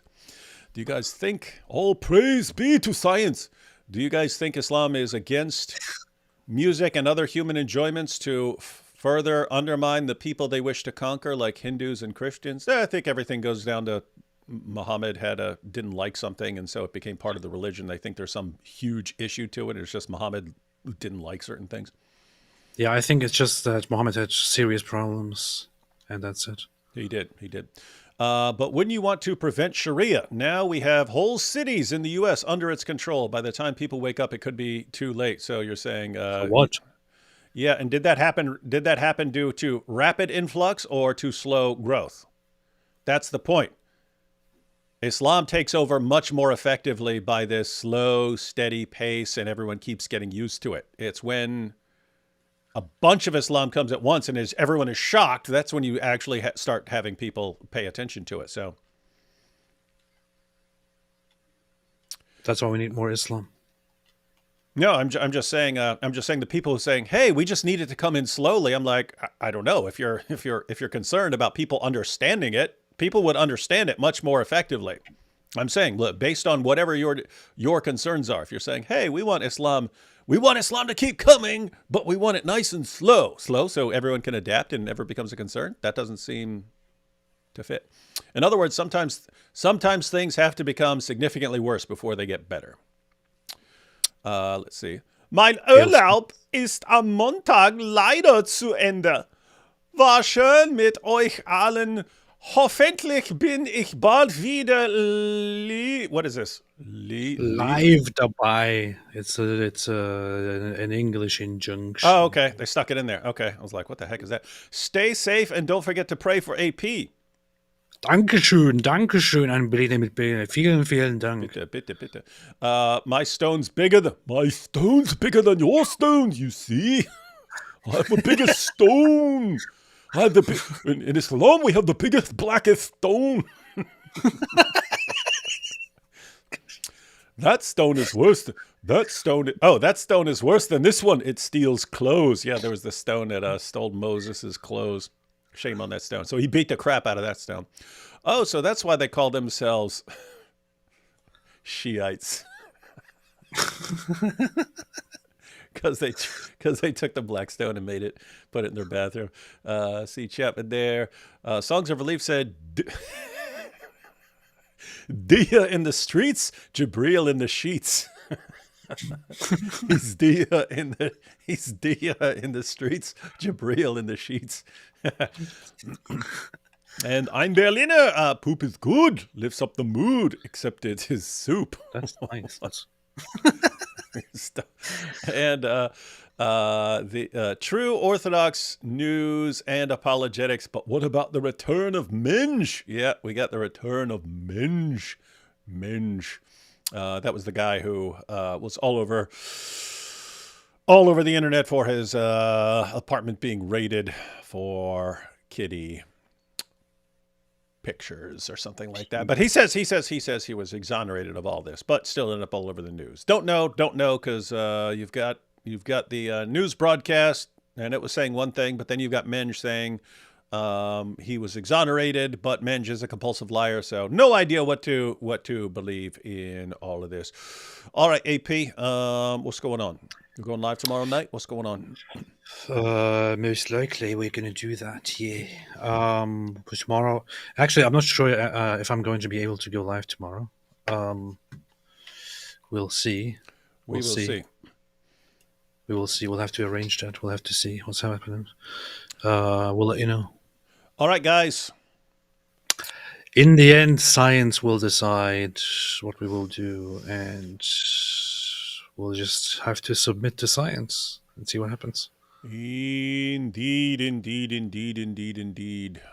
So,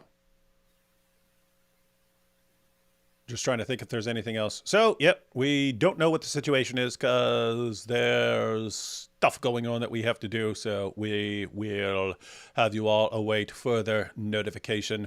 Cool, fun times ahead, though. Hang on. Last two super chats here. If they come more slowly, they can convert more easily. You can try. Yeah, great, just great theories everyone's coming up with about how to convert massive amounts of Muslims by controlling how rapidly you let them in. I'm focusing on other people. You're focusing on the Muslim converts. What are you even talking about? Shania and Shino are in the U.S. and they were going around to the Muslim community, and they said they talked to Somali Muslims who had been here for 25, 28 years. and saying, no one's ever shared the gospel with us. So that's people who came in when things were moving very slowly. That happened. Things were moving very slowly. Where did all these people happen? This didn't happen rapidly. You have massive numbers of Somali Muslims in area of the U.S. They tend to congregate in the same area. That didn't happen super rapidly. That happened over time. And who's going there? People won't go there. They're terrified of them. So how is this going to work for you? My point is there's no great solution to any of this. That's what Islam does. It presents you with a screwed up situation, and then you have to figure out the least screwed up way out of it. But every possible way you can deal with the issue is pretty rough. Christians should go and spread the gospel to the Muslims in the United States everywhere. That's a good idea. You heard it here from an agnostic, ladies and gentlemen. You always have to do what an agnostic tells you. Exactly. The more I learn about Islam, the more You I think. better listen to me. Yeah, the more I learn about Islam, the more I think you can make a hilarious sitcom based on all its idiotic nonsense. Yes, you could. Absolutely true. D, what do you think of the seed of serpent doctrine? Not enough to comment. Minahill says, love the video, but science and rationality, really? I'm sure the West is so much smarter now that we've all left Christ out of conversations. By the way, my pronouns are Zer. Yeah, that's me and AP are both kind of chuckling at that. It sounds like something that the new atheists were saying like 10 years ago, 15 years ago, and so on. If people just leave religion, they'll all become science-minded and so on. And no, they leave religion and then they cling to something else as a replacement. And it's usually some group that they join. And then they, it might be the woke or this or that, and they join a group and then they do whatever that group maintains. But what you don't see is, oh, now there's this increased emphasis on science and rationality. Where has that happened when you have tons of people becoming, where is that happening? I want to see some evidence of that. And as much as you keep focusing on, but if we all just leave religion, we'll all become rational, you sound irrational because all the evidence says something very different and you're going against the evidence. Well, to be fair, it's the video is from India, which is still 50 years behind the West. Why do you?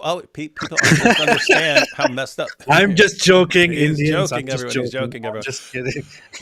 But there is a valid point there. Maybe like people like atheists in Europe and the UK and so on, they're just kind of waking up to, wait a minute, we thought this was going to happen. We thought we were going to get closer to the scientific utopia if we abandon religion, and we had millions of people just become atheists, and nothing has worked. In fact, it's going in a very different direction than we wanted.